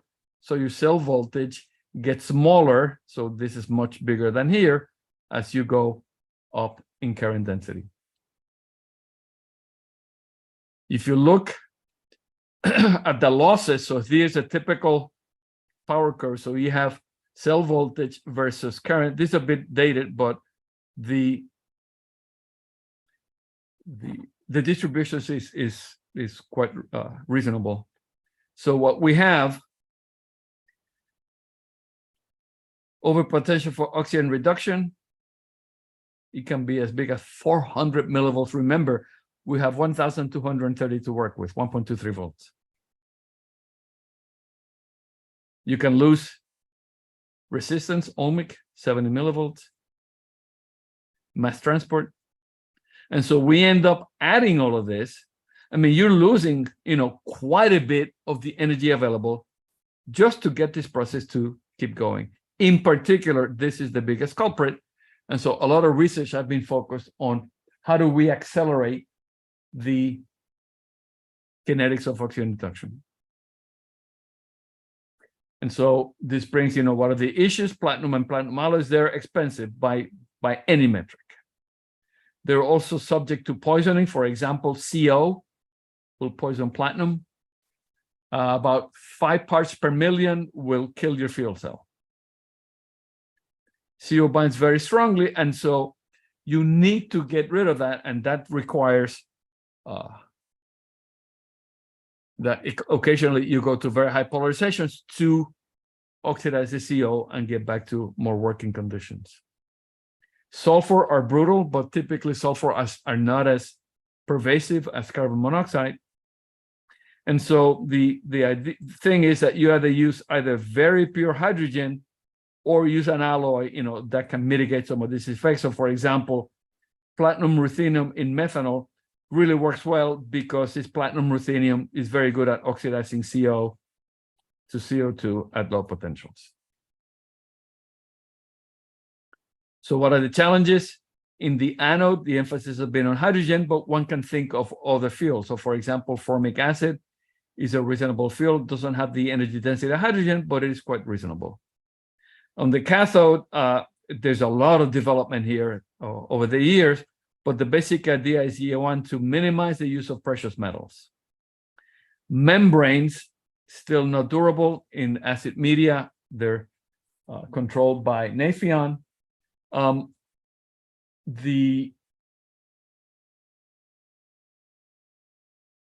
It's an expensive material, and it requires the use of precious metals. System costs have to drop. They have actually been coming down quite significantly, and now with the fleets that are being under operation, people are getting a good idea of how these things play out in the real world. So as I mentioned, the oxygen reduction reaction that comes from the course that I teach in electrochemistry here at Cornell, I refer to as God's collective punishment to electrochemistry, right? Why is that? Because we're asking catalysts to deliver 4 electrons and 4 protons in the timescale of a transition state. Let's be generous, say 20 picoseconds. Good luck. That's just simply very, very, very, very hard to do. And so typically you have overpotentials that range between 300 and 350 millivolts at the current density that you need in fuel cells, typically, let's say 2 amps per square centimeter. And so you need to lower this to increase cell efficiency. In addition, if you make peroxide, so remember, oxygen, you want 4 electrons to give you water. You can also make peroxide at lower potentials. This can chew up your membrane. So membrane stability over the long term, in my view, will be the limiting factor. So in terms of catalyst development, the so-called volcano plot, so you plot a rate versus some parameter, in this case, free energy of adsorption of oxygen. If you look at platinum, it binds oxygen too strongly, right? These are called volcano plots because they look like a volcano. And then if you get platinum mixed with phase for transition metals, for example, platinum-3 cobalt, this is a material that was developed here at Cornell. This weakens the binding energy for oxygen, and so you go up on this volcano curve. And in fact, that has found out to be true for most phase for transition metals, so platinum cobalt, platinum nickel, nickel, platinum chromium, platinum iron, etc. 2 effects. One is an electronic effect, another one a compressive effect. Because these metals are smaller than platinum, when you put them in the lattice, you have a compressive strain. That compressive strain is a bit repulsive. That repulsion means that the binding energy goes down and the activity goes up. What do we look for? By now, you should know what all of these things look like. So here we're comparing palladium and carbon, palladium cobalt, heated at 500 degrees, et cetera, et cetera. So remember, oxygen reduction is somewhere out here. There's no known catalyst that can reduce oxygen at 1.23 volts. If we look at the profiles here, the black one, this is palladium and carbon, not even close. It doesn't even reach the 4 electron reduction. As you can see from all of these, the best catalyst here will be this navy blue, right? It has the earliest onset, it reaches mass transport, the earliest it has the best halfway potential. But it's still, we're talking about 0.9 somewhat volts. We're still paying 300 millivolts in terms of the overpotential. As I mentioned, if we look at different combinations of platinum with phase-forward transition metals, you can see cobalt, platinum, iron, manganese, ruthenium, and this is again a volcano plot. This is data of Voja Stamenkovic when he was at Argonne National Labs, and you can see that as in this case, what we're using as a parameter here is a decenter of the metal, and you can see that platinum 3 cobalt is really the champ in terms of providing the best balance in terms of activity within the this volcanoplot formalism. The other thing to notice is by doing EELS elemental mapping, one can tell that in all cases, the interface is enriched in platinum, and then you have the other element. And so these are really technically core shell structures where you have a platinum skin and a platinum metal core. In terms of membranes, currently these are expensive. Nafion, which is from our friends at DuPont, polybenzimidazole for the case of phosphoric acid fuels, the ones that operate at around 250 degrees C. Durability is a real issue, and so there's a lot of research trying to develop better membranes. Again, as I mentioned earlier, I think that the membrane stability will be the deciding factor in terms of long-term stability and operation for fuel cells.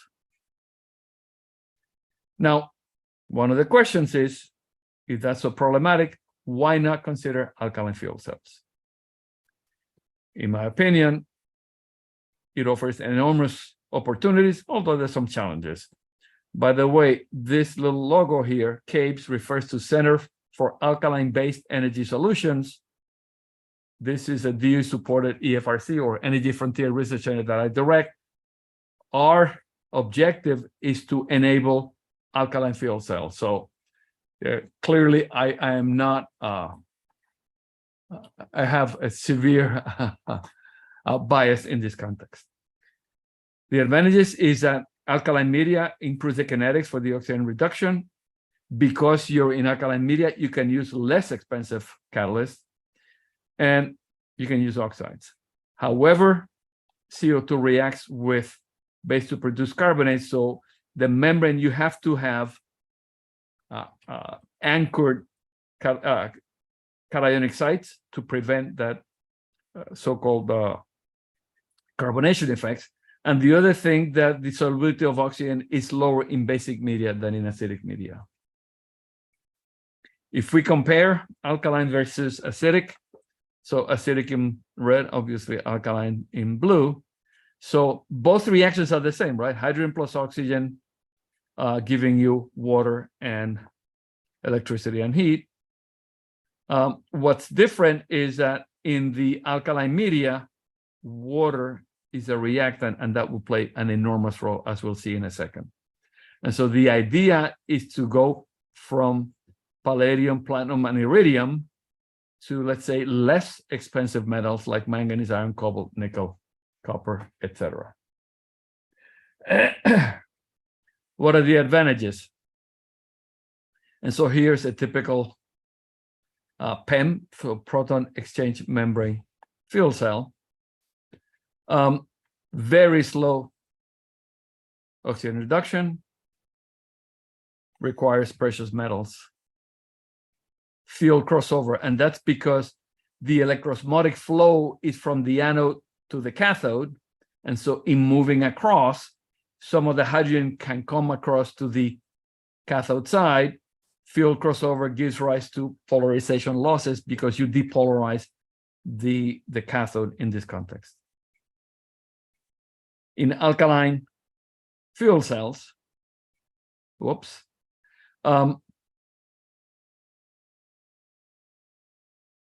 you have much less expensive metals.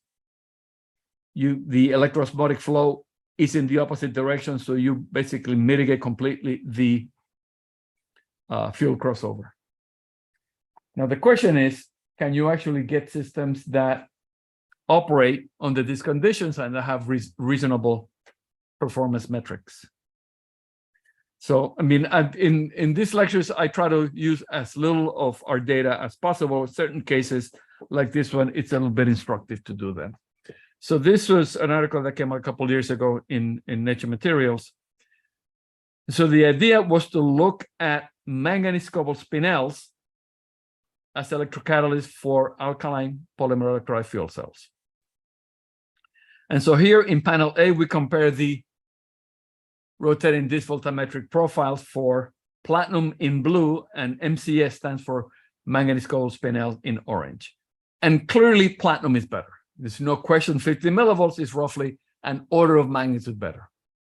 However, when you put it in a fuel cell, right, especially at low relative humidities, so here the orange is the manganese cobalt spinel and the blue is a platinum. No question that the manganese cobalt spinel outperforms platinum. Why is that? If we go back, remember that in alkaline media, water is a reactant.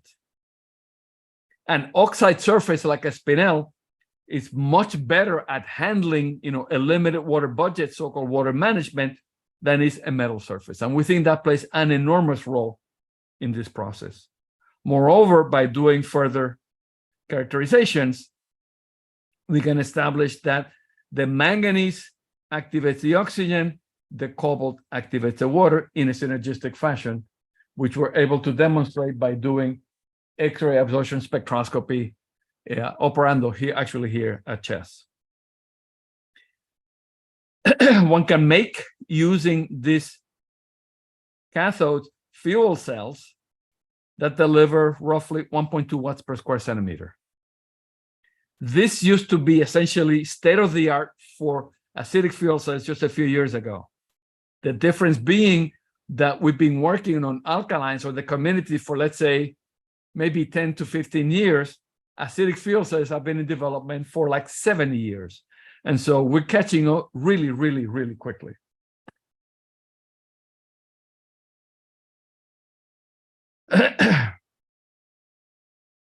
Most recently, and in collaboration, both here at Cornell and Wisconsin, with our collaborators, Professor Manos Mavrikakis and his student, postdoc Roberto Schimenti, we developed a fuel cell completely non-precious metal.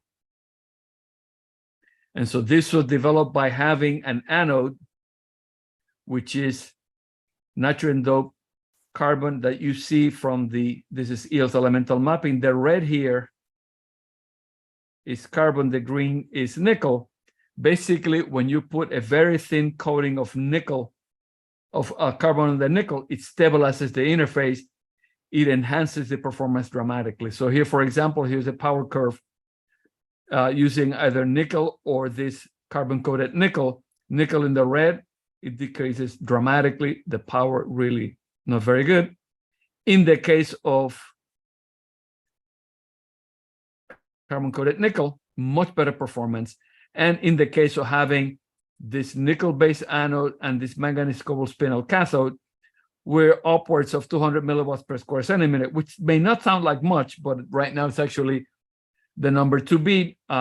By controlling how we make these materials, we can actually, we're now closer to about 500 milliwatts per square centimeter. If we get to 1 watt, that will be revolutionary because it really enabled the very widespread use of these technologies.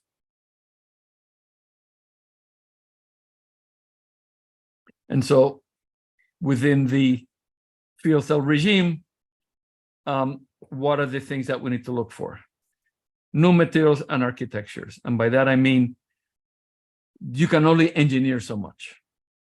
One of my favorite lines from the Department of Energy is that no amount of engineering takes you from a candle to a light bulb. You need a different way of thinking, new materials and novel architectures for sure.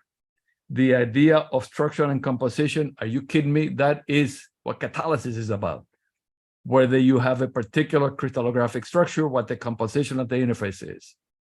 This idea of dimensionality, meaning that nano is more than just small. And the analogy that I use here is that we're all familiar with quantum dots. The behavior of that arises as a result of quantum confinement. The question is, what is the equivalent of quantum confinement in electrocatalytic systems? And we're now just beginning to get enough data to really make some assessments in there. We need to understand what those solvent electron interfaces look like, and to really optimize how we couple electronic and ionic transport dynamics, since electrons and ions move very differently. One moves, let's say electronically through a conductor. The other one you have to move through a phase. And so that interplay, basically where the catalyst meets the ionomer and membrane are critically important. We are firm believers that alkaline media is opening new venues. And even though I didn't talk about this here, the development of operando tools are really changing the way we think and look at these interfaces. The last part of this will be electrical energy storage, batteries, and supercapacitors. We're once again at the top of the hour. So let's meet in about 3 minutes and we'll finish the course by then. We'll see you in 3.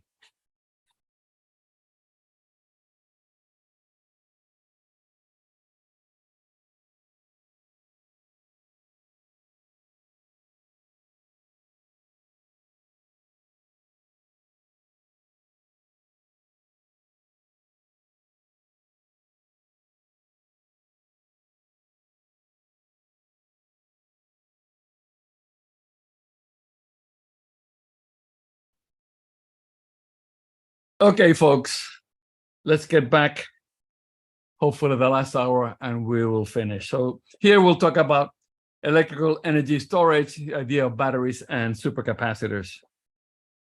And so, energy storage is absolutely critical. If we ever want to integrate renewables, into the energy landscape, we need to store the energy somehow, and nothing is better than electricity.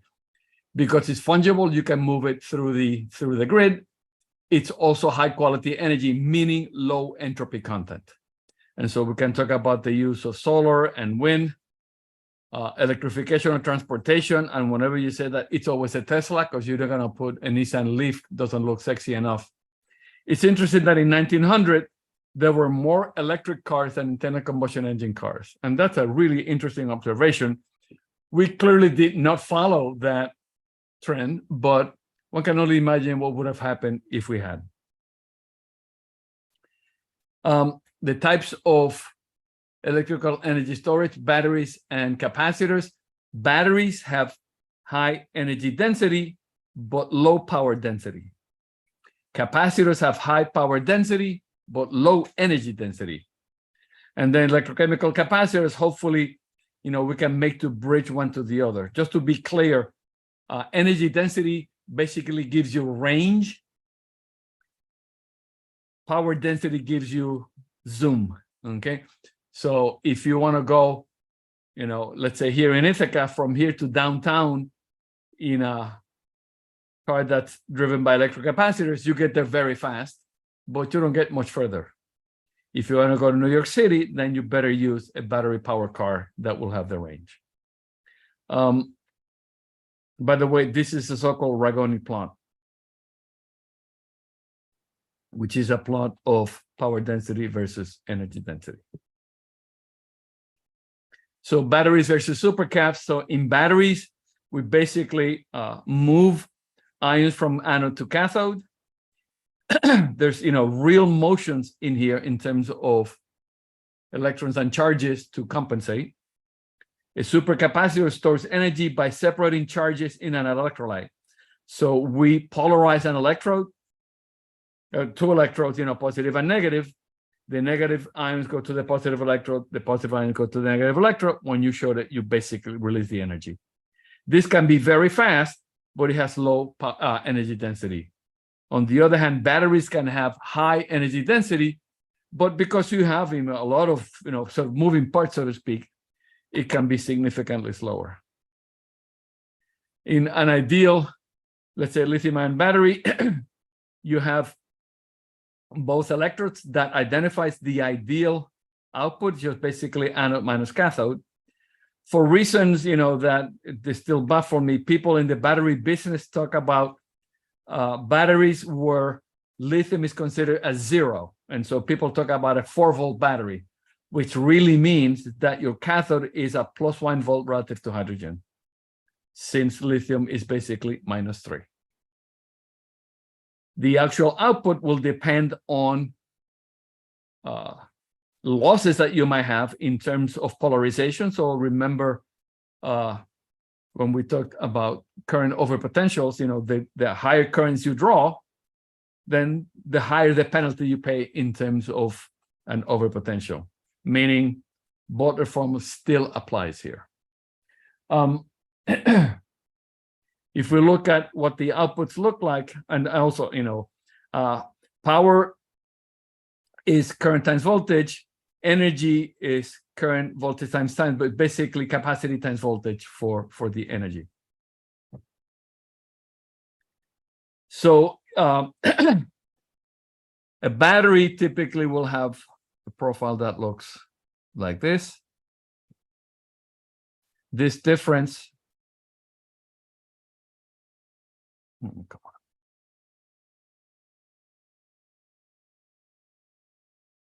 This difference here would be the overpotential associated with charge on this side. You want to minimize that. The ideal one would really be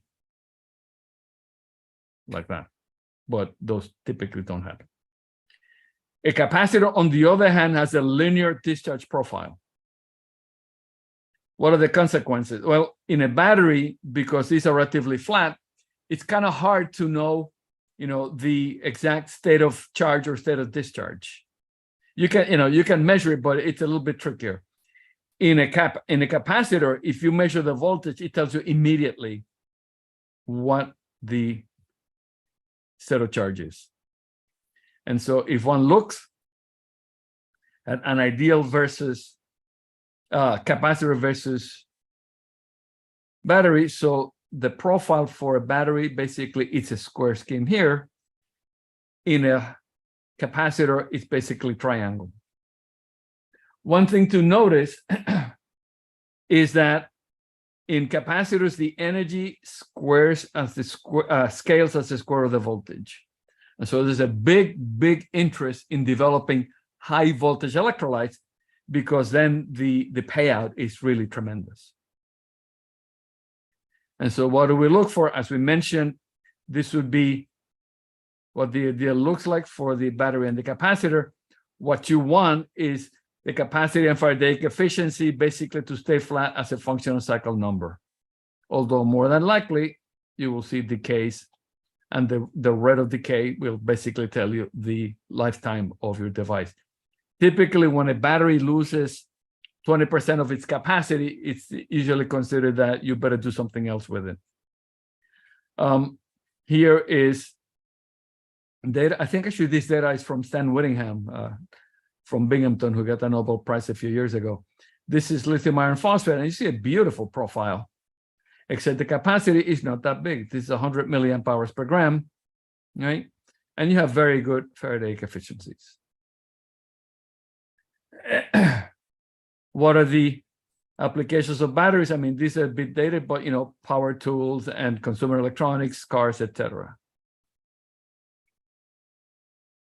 The keywords here, you want high power because that's intensity of use. You want high power in a tool. You want high energy if you're driving. So this gives you length of use. This gives you intensity of use. And in the best of worlds, you want high capacity and high power and high energy. Safety is a critical parameter. The ugly truth is that essentially all lithium-ion batteries operate beyond the thermodynamic limit of stability of its constituents. And so it's a kinetic race. You hope to get to the end before the battery gets to the end. This is from Jean-Marie Tarascon in France and Michel Armand, where it sort of compares, the various technologies in terms of gravimetric energy density. Gravimetric and volumetric energy densities, so in principle, you want to optimize both, but volumetric energy density is really critically important in cars. Gravimetric less so. If you have a stationary application, it doesn't matter because all you have is a big box in your basement. And so you start with things like lead acid, right? You're talking about, let's say on a good day, 40 watt-hours per kilogram, the worst technology. And if you have a car, you probably have one, right? And then things develop to nickel cadmium. Cadmium, unfortunately, is very toxic, nickel metal hydride, and then sort of into lithium ion, lithium metal, and polymer lithium ion. You want to be somewhere out here if you could. In 2019, the Nobel Prize in Chemistry awarded to John Goodenough, Stan Whittingham, and Akira Yoshino. Basically, Goodenough developed things like lithium cobalt oxide, and Stan, sort of the intercalation process. These two people I know very well. Unfortunately, John passed away a few months ago. So this was at the National Academy of Sciences. I was at a meeting and I presented Stan. So here's Stan with this original artwork from a local artist called Alice Molbach. And you can see the resemblance to Stan is not all that bad. Noble metal, lithium ion, and the image of Stan. So let's go into some battery fundamentals. Most of this stuff was developed by a former postdoc in my group, Dr. Jie Gao. And so typically what you have positive electrode or cathode, negative electrode or anode, and an electrolyte. So you have anode, cathode, and electrolyte separating those two. A battery, in the simplest is one or more electrically connected electrochemical cells that have terminal contacts to supply electrical energy. A primary battery is basically the bunny. Use it once and throw it away. There's really no excuse to still be using these things. That's a colossal waste of resources, and it just overflows landfills. A secondary battery is one that can undergo multiple charge-discharge cycles. This is the focus of research worldwide, the idea being, how do you develop battery chemistries that enable you to store a lot of charge safely and that you can access? Cathode is a positive electrode, the anode is a negative electrode. And and you might ask, when the cell is discharging or when the cell is charging, the polarities of the electrodes changes. So how do I know which is which? And so the nomenclature is that you define them on their situation that you're discharging the cell. And so cathode being the positive electrode, anode the negative electrode. Active mass is how much stuff that actually generates the charge you have in your cell. The percentage of active mass depends on a lot of things. So for example, you often have to include conducting additives, things like carbon and related materials, things to hold the whole thing together. Typically, you want an active mass, in the 90% regime to optimize how much energy you can store. Electrolyte, as we said before, it provides ionic conductivity between positive and negative electrodes. Because of the potentials operating here, the instability of the electrolyte can be really significant. There's a big push for using solid-state electrolytes that can mitigate some of those problems. A separator is a physical barrier between the anode and the cathode, because if they're in contact, you short the cell, and basically you have a nice little fire in your pocket. Current collector is basically, as the word suggests, is our inert electrodes where you collect the charges that you are either putting in or releasing during charging or discharging of the battery. Discharging is when the battery delivers electricity. Charging is when you oppose that by applying a voltage to the battery. Capacity is the total amount of amp hours that can be withdrawn. It has units of amp hours, in some cases milliamp hours, which is a very peculiar set of units. If you think about it, an amp is coulombs per second, right? Hours is seconds. So it's basically how many coulombs you can get in a material. Specific capacity, milliamp hours per gram. So we already saw that milliamp hours is really coulombs. So it's basically coulombs per gram. Gravimetric energy density is what's the energy per kilogram. Volumetric energy density, what is the energy per unit of volume. Volumetric energy density. The power, gravimetric power, power divided by mass. Volumetric power density, power divided by the volume. C rate is a critically important parameter. It describes the rate at which you charge or discharge a battery. A C rate of 1 means you charge or discharge a battery in 1 hour. A C rate of 2 means you do it in 30 minutes. A C rate more commonly of 0.3, which is in your cell phone, means that you charge or discharge your battery in 3 hours.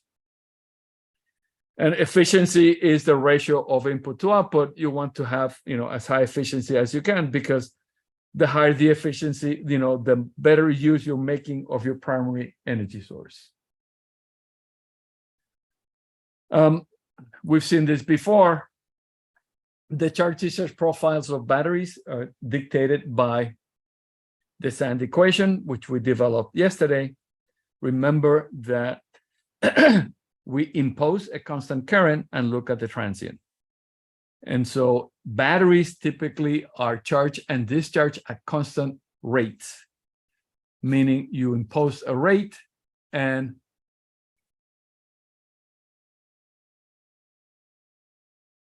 the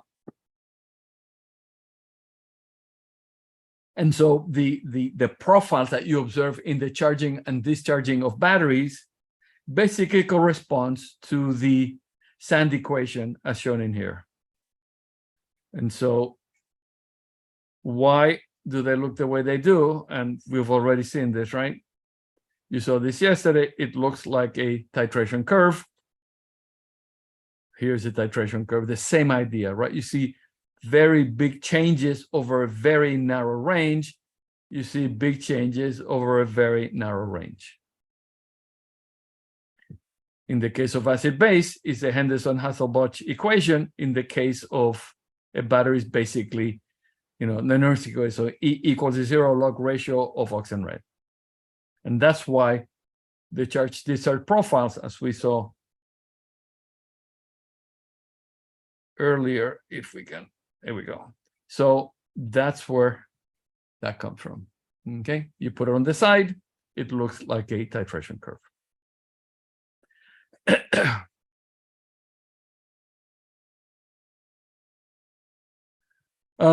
How do we estimate the capacity? Consider lithium cobalt oxide, material developed by John Goodenough. Formula weight, 98 grams per mole. Assume you have a 1 electron change. 1 farad, 96,487 coulombs per mole. 96,487 divided by 98, 985 coulombs per gram.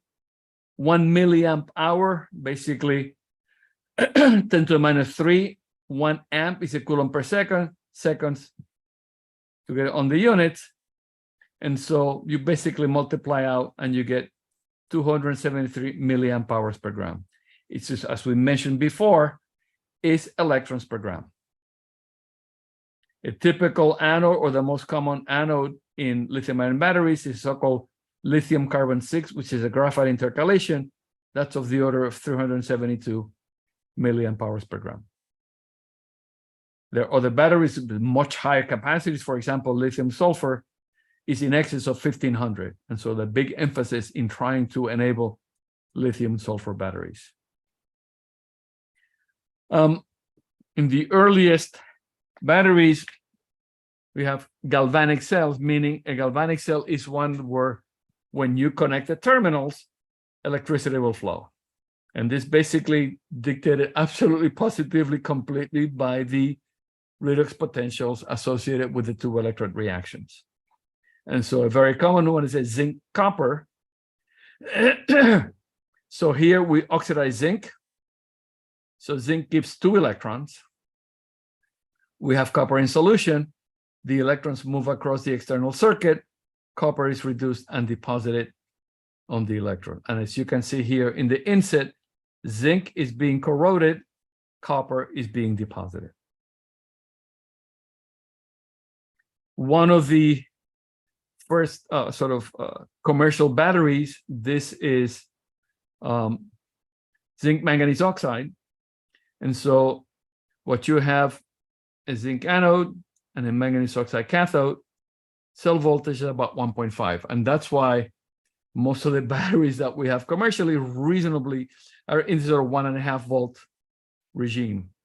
And so here you had a zinc container, which is one of the electrodes, manganese oxide paste, and the electrolyte was ammonium hydroxide. These were typically with like cardboard, and you could tell when your cell was discharged because you see all of this stuff oozing out from the battery. This was 150 years ago. The more modern ones, again, based on the same chemistry, zinc and manganese oxide.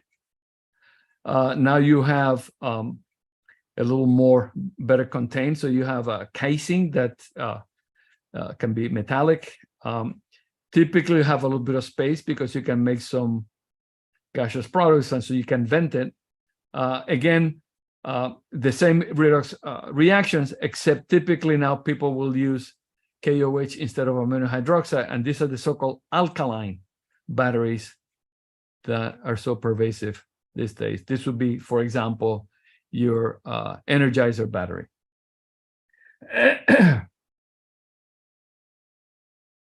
Moving on to, so these are primary batteries, meaning non-rechargeable. Use them once and you dispose of them. As we mentioned earlier, that is completely inexcusable in this day and age. Secondary battery, lead-acid battery, still probably the most widely used battery in the world. It is a brilliant concept because it's using lead on both sides.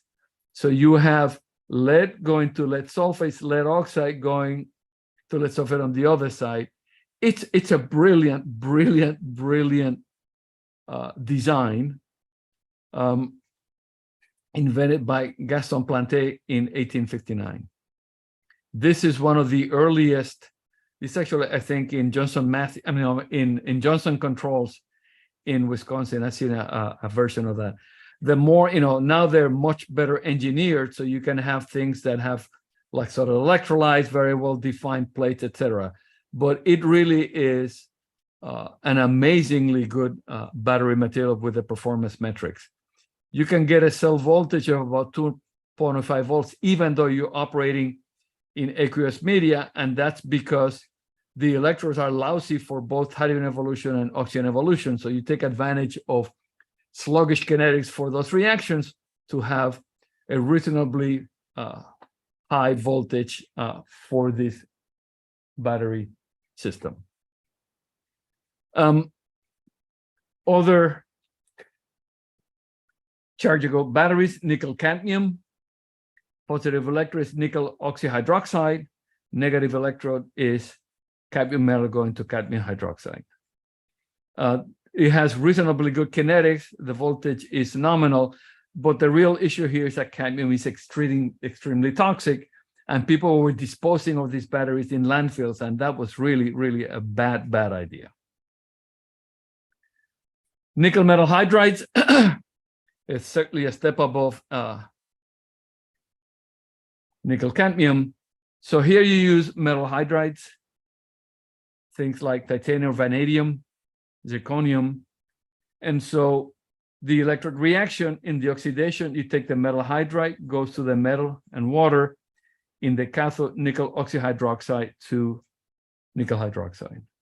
The overall cell reaction, metal hydride oxyhydroxide, metal, and the nickel hydroxide. The advantage of this is the kinetics are good. The materials, are stable. You can get a little bit of hydrogen evolution, so there will always be some provisions for gas evolution in these things.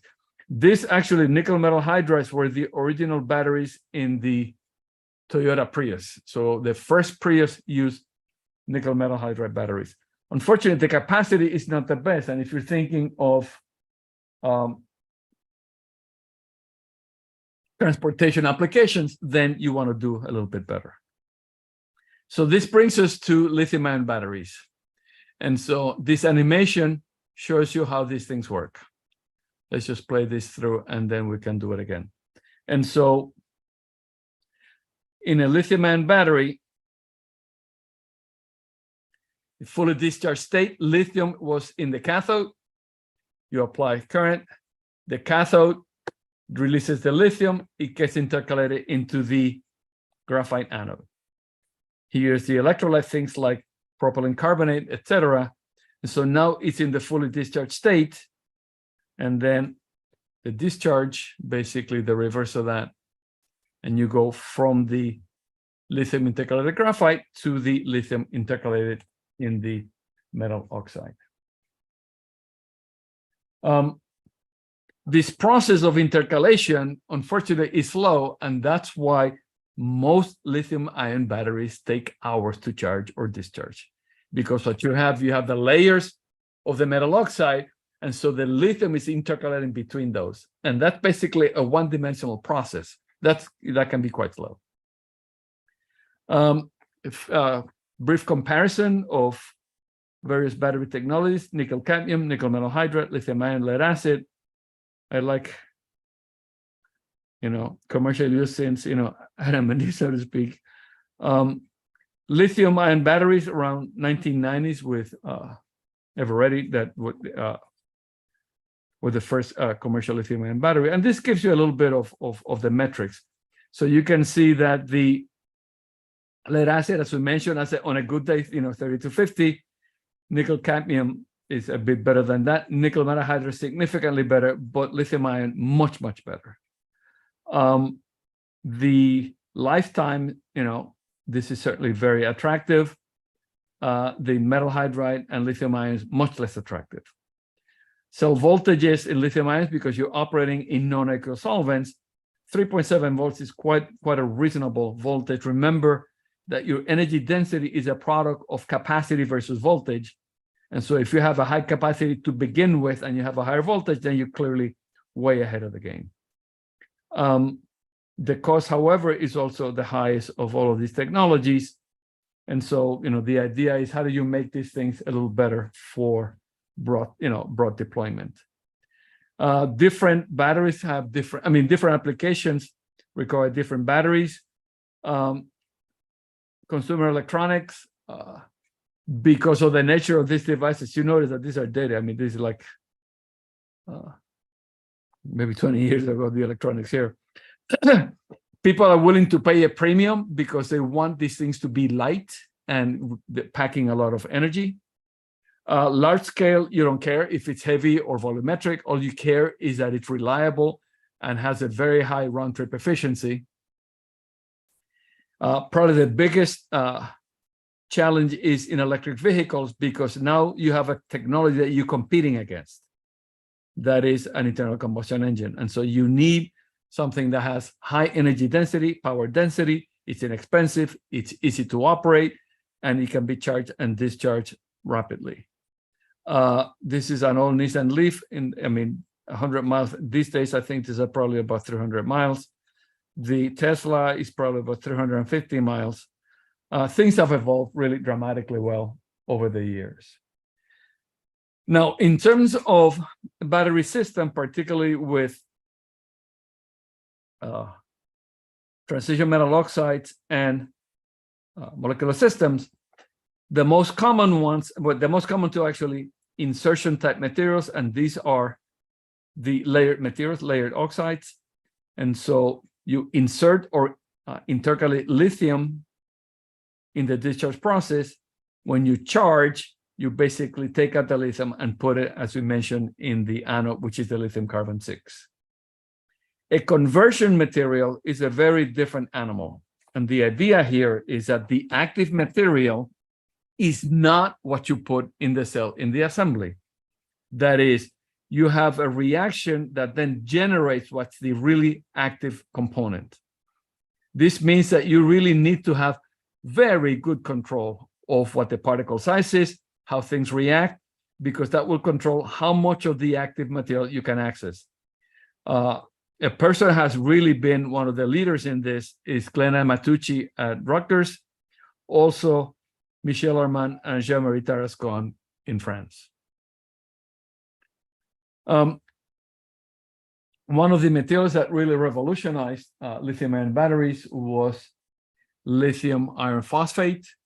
This was first proposed by John Goodenough in 1996. Inexpensive, are you kidding me? Iron is one of the most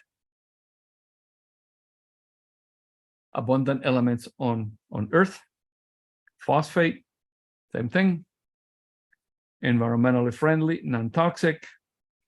Had a reasonable theoretical capacity and a good practical capacity. And the distinction here goes as follows. You might have a system that has a high theoretical capacity, but you may not necessarily have access to all of the capacity. A case in point, if you look at, let's say, lithium cobalt oxide, so this is the redox process is oxidation of the cobalt. However, when you oxidize the cobalt by the equivalent of half an electron, there's an overlap with the oxide band structure of the metal oxide. What happens when you oxidize an oxide? You make oxygen. You make oxygen, that's not a good idea because you're going to evolve oxygen, which is going to pressurize your cell. Now you have a very good oxidant, oxygen. Give it a reason, and this cell will catch on fire. And so even though it has a high, in principle, theoretical capacity, you can basically access no more than half the capacity of that system. And thus, this is why people made a point in this case of referring or mentioning the idea that this is really quite good for a battery system. It has excellent cycle lifetime. One of the issues was that it had very low conductivity. Well, people developed methodologies to coat them with carbon and other additives to really make them really work well. And so they have become one of the most popular battery materials, even though other better ones have been developed. So if we look at some of the disadvantages, this is different lithium metal phosphate, for example, lithium iron phosphate. That's a real issue. That's a dead insulator. And so one of the issues I mentioned to make it viable was to figure out ways of coating the material with things like carbon and related materials.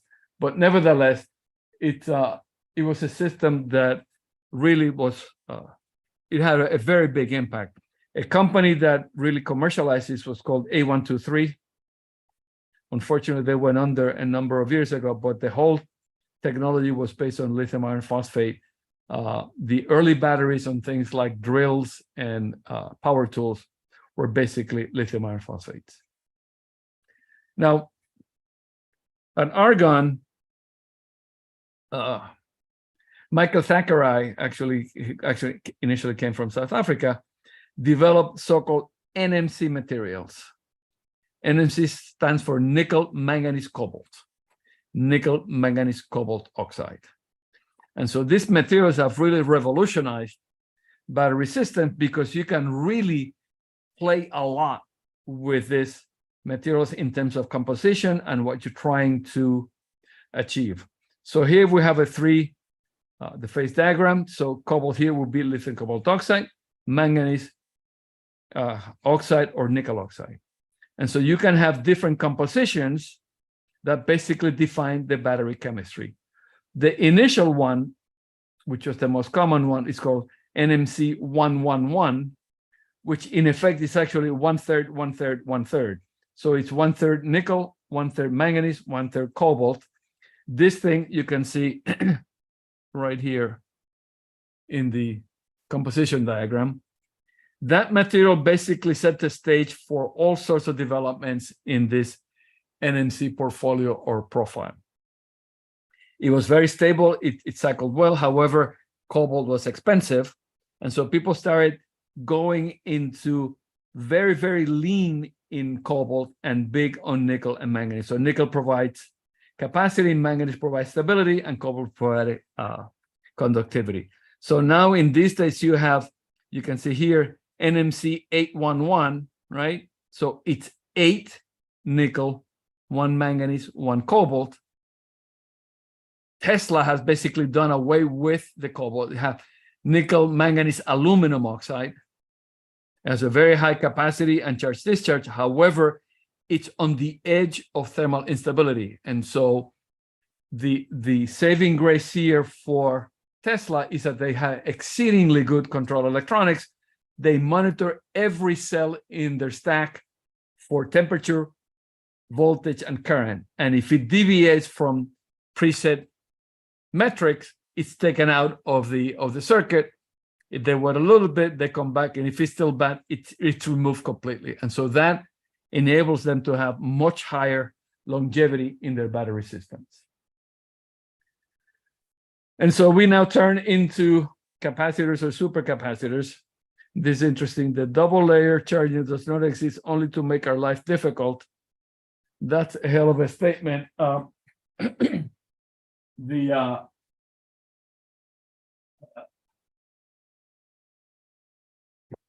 trying to remember. This was it'll come to me.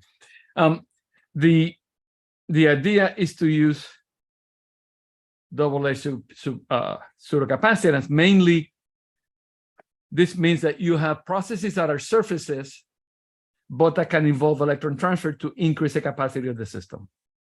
As we mentioned, in conventional electrochemical capacitors, you apply a field, you attract ions, positive to the anode, negative to the cathode, and then when you discharge them, they recombine and you get basically energy.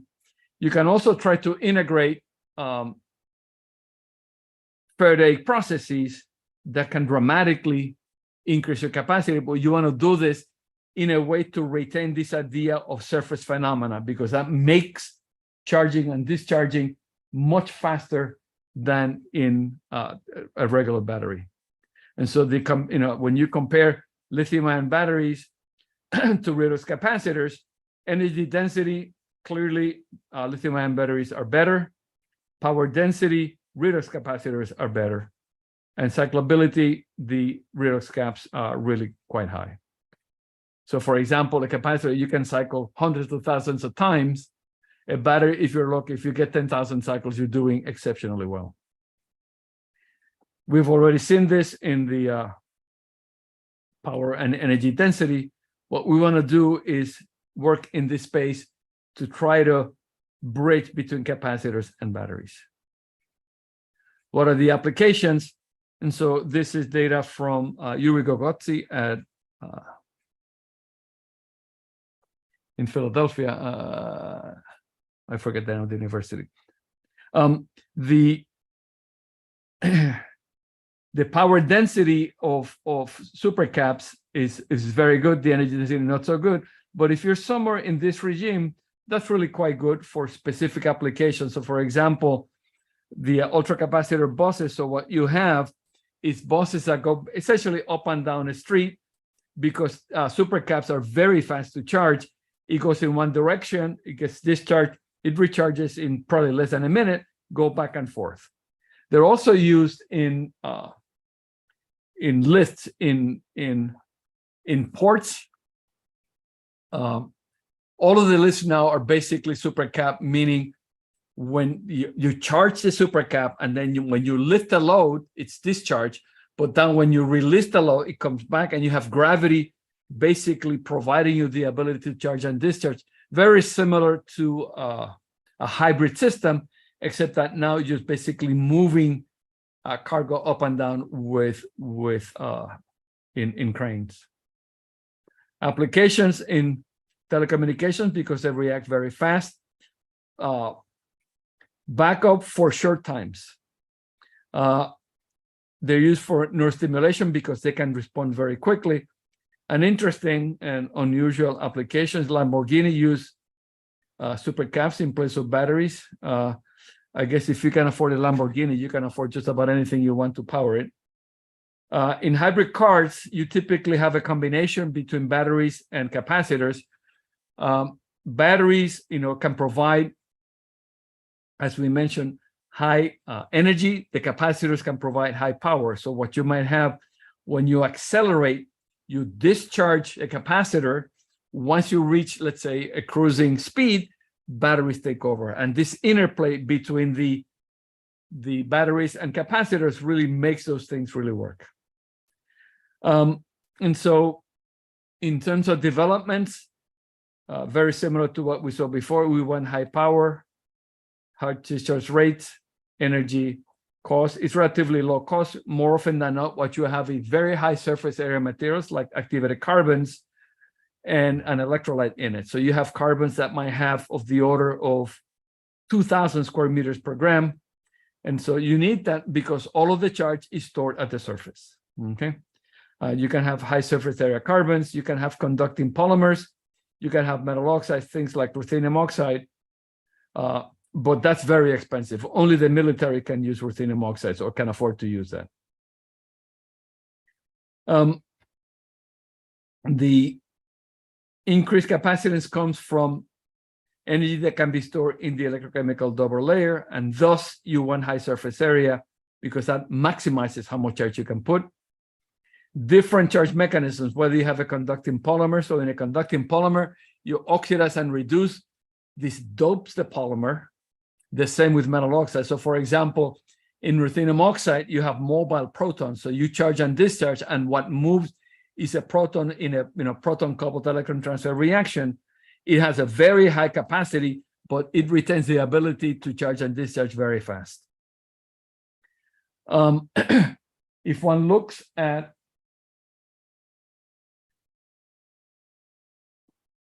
activated carbons, it says the closest to a pure electrochemical double layer capacitor, right?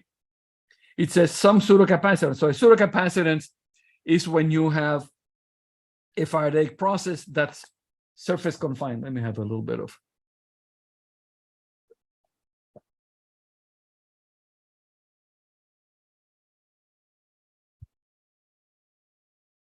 So a perfect double layer capacitor would look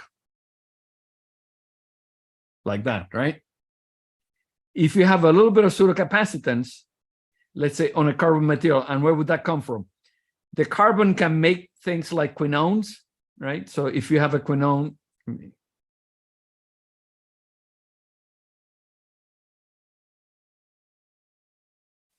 so if you have a quinone on the edge, this can be reduced to the hydroquinone, 2 electrons, 2 protons, right? Carbon surfaces are known to contain some of those. That would be a pseudocapacitive. And so if you have that, then instead of your profile looking like that, it might look like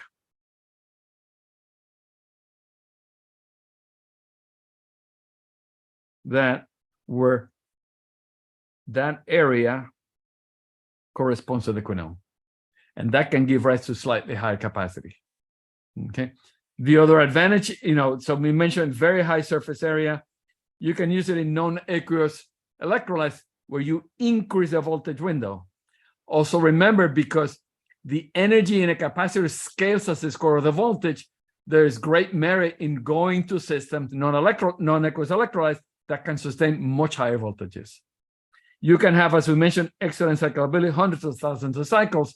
And that's because basically all you're doing is charging and discharging this capacitor.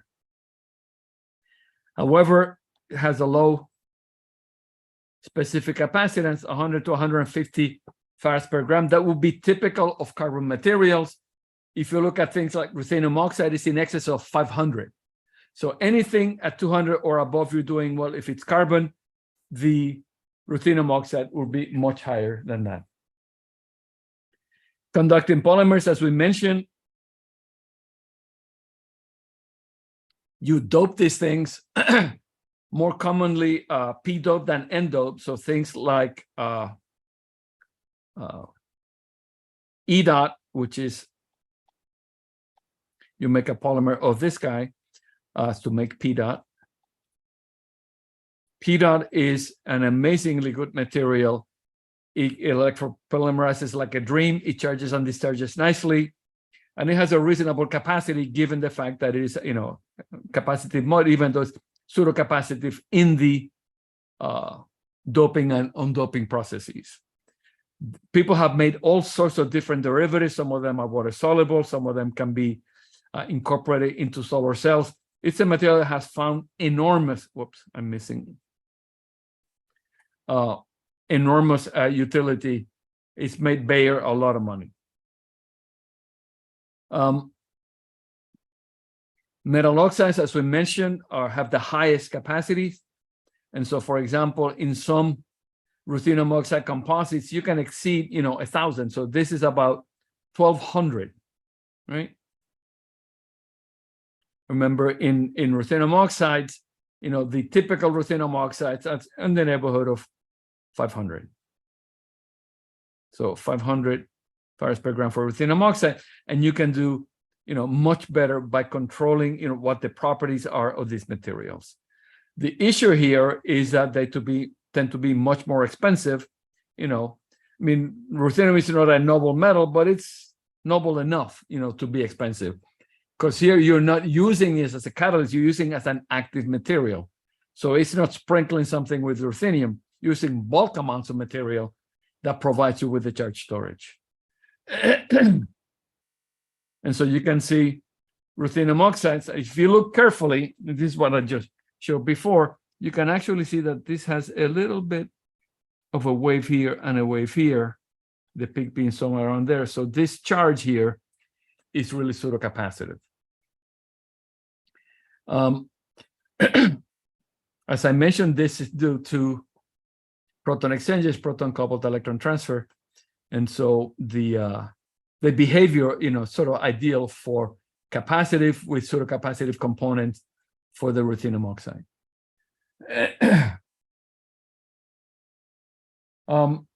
In terms of looking at how the literature developed, so this was 16 years ago. DOE has these things called basic research needs for, and then some subject. So back in 2007, I was part of a group, including John Goodenough and Michelle Buchanan. We put together this report, Basic Research Needs for Electrical Energy Storage, that basically provided a framework for what the state of the art was, what was needed, and how to move forward. That was a very well-received report. Even though it's 16 years old, it's still almost up to date because the challenges have not really changed very much. Technologies have, but the challenges have not. In fact, there was a much more recent, so here, basic research needs for next generation electrical energy storage. We were the first here in this context. And so what this report from DOE did was provide an update in the challenges that we had identified here and sort of bring them up to a little bit more updated. So from those, what are the challenges that remain? You want to increase energy and power density without compromising safety or lifetime. As I mentioned, essentially all lithium-ion batteries operate beyond the thermodynamic limit of its constituents. There's this thing called thermal runaway, which means that once the battery gets to a certain temperature, there's nothing you can do. It's going to go catch on fire and nothing you can do about it.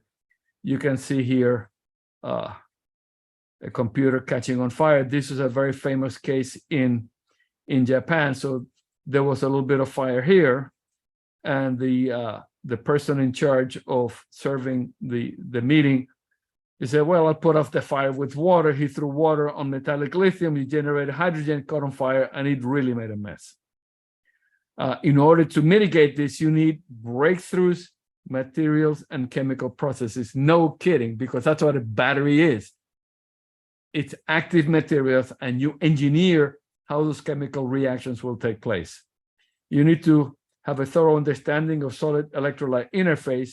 In here, I should mention that there is this thing called the SEI layer, solid electrolyte interface, which is a layer that typically forms on the lithium metal.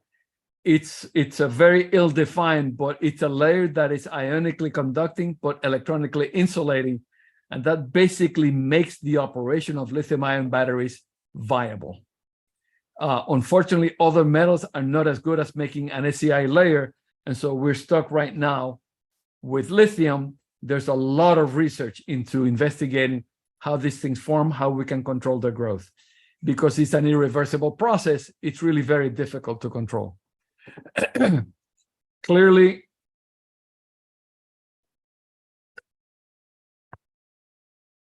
we want to control charge transfer and transport. Charge transfer because that's what charges a battery. The transport because you need to maintain electrical neutrality. In terms of supercapacitors, you need to increase the energy density, hopefully by incorporating pseudocapacitance, like we mentioned earlier. Try to minimize self-charge. Typically, these things are stored in the charged state. And because you have sort of, the species are mobile, they can basically diffuse across and significantly discharge while stored. Again, need to figure out what are the charge storage mechanisms, how we can increase that in supercapacitor mode. And the idea of tailored multifunctional materials, that is, you can make systems that can store charge both in a purely capacitive and pseudocapacitive mode, and how the interplay between those two plays. And of course, new electrolytes, because remember, the energy here is proportional to the square of the voltage.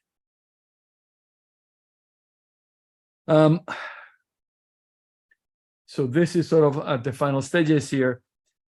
Things that one can do that, have this now is a bit more indulging into the type of work that we have done. We have looked at lithium metal deposition, looking at the dynamics in real time. And so here you can see the growth of lithium. This experiments done here at CHESS by former postdoc, the Sung-Ho Yu, who is now a professor at University of Korea University, using operando X-ray diffraction to look at structural changes in battery during operation. Confocal Raman microscopy, in this case for lithium sulfur batteries. This is work of Shuang-Yang Lang in my group. And so here is mapping of the conversions of lithium sulfur batteries. Using DEMS, DEMS stands for differential electrochemical mass spectrometry. This is a way, so what you do is you couple so-called coin cell with a battery to a mass spectrometer, and you can actually then measure any material that comes off very early on, and so establish metrics for stability of battery components. Organic materials, this is work of my former student, Cara Gannett, now at DuPont. Notice that we're talking here 500 cycles with, like, in this particular case, close to 200 milliamp hours per gram. And this is operating at a C rate of about 100, meaning you can charge it and discharge it in seconds. You don't lose any capacity. Finally here, oops, this one cannot play. So this was a 3D battery that we developed in collaboration with my colleague Uli Wiesner here in Material Sciences. And so, in conclusion here, to meet future needs in terms of electrical energy, again, new materials and architecture, some of this will the same as we saw before for fuel cells, understanding solver electrolyte interface, particularly SEI formation and how to control it, the controlling electronic and ionic transport dynamics, and the development of novel operando characterization tools. Finally, we have a couple of minutes. Thank the people who are really responsible for basically for my being. I have been incredibly fortunate to have absolutely first-rate people. These are pictures through the years. So Jisoo worked on lithium sulfur, so did Na. Chin Yao on electrocatalyst development. Hong Sen, all of them's work. Hong Sen is a genius and then some. Song Ho did the lithium imaging. Chin worked on catalyst development. Kara, the organic materials. Shin ran on DEMS. Ray on catalyst developments. Yao did all of the TEM. Andres Molina Villarino in catalyst for fuel cell applications. Other people, let's see, Xuan Yang did the lithium sulfur that I mentioned. Monica also in lithium sulfur. Let me do something here.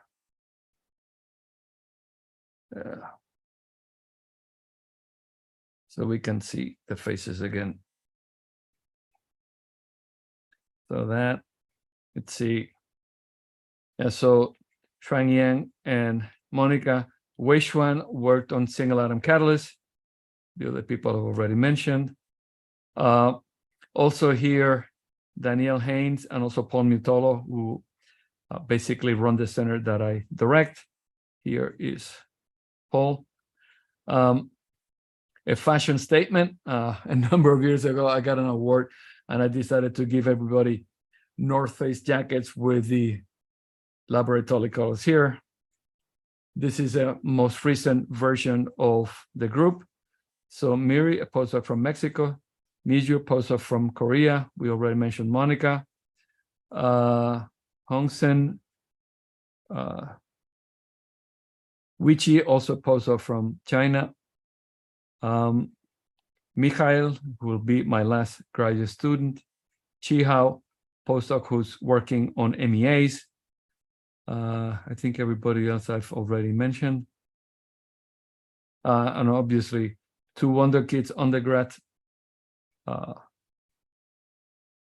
Special thanks to Michael Hint. He is a CIT person who basically made this happen. I mean, he was able to get the connectivity, get us working. This morning, as it turns out, there was no Wi-Fi on Cornell, and all of the devices here are with Wi-Fi, and within 5 minutes, he was able to get us connected, and these things have worked because of his incredible dedication. On Sunday, when we realized that we would be oversubscribed, he managed to get licenses so we could do, a much broader scope, just for the sake of information. So on Monday, so this was both on YouTube as well as Zoom. On Monday on YouTube, we had 425 people. On Zoom, we have 230, so approaching 700 people across the globe. We were broadcasting over 16 time zones from LA to Seoul, Korea.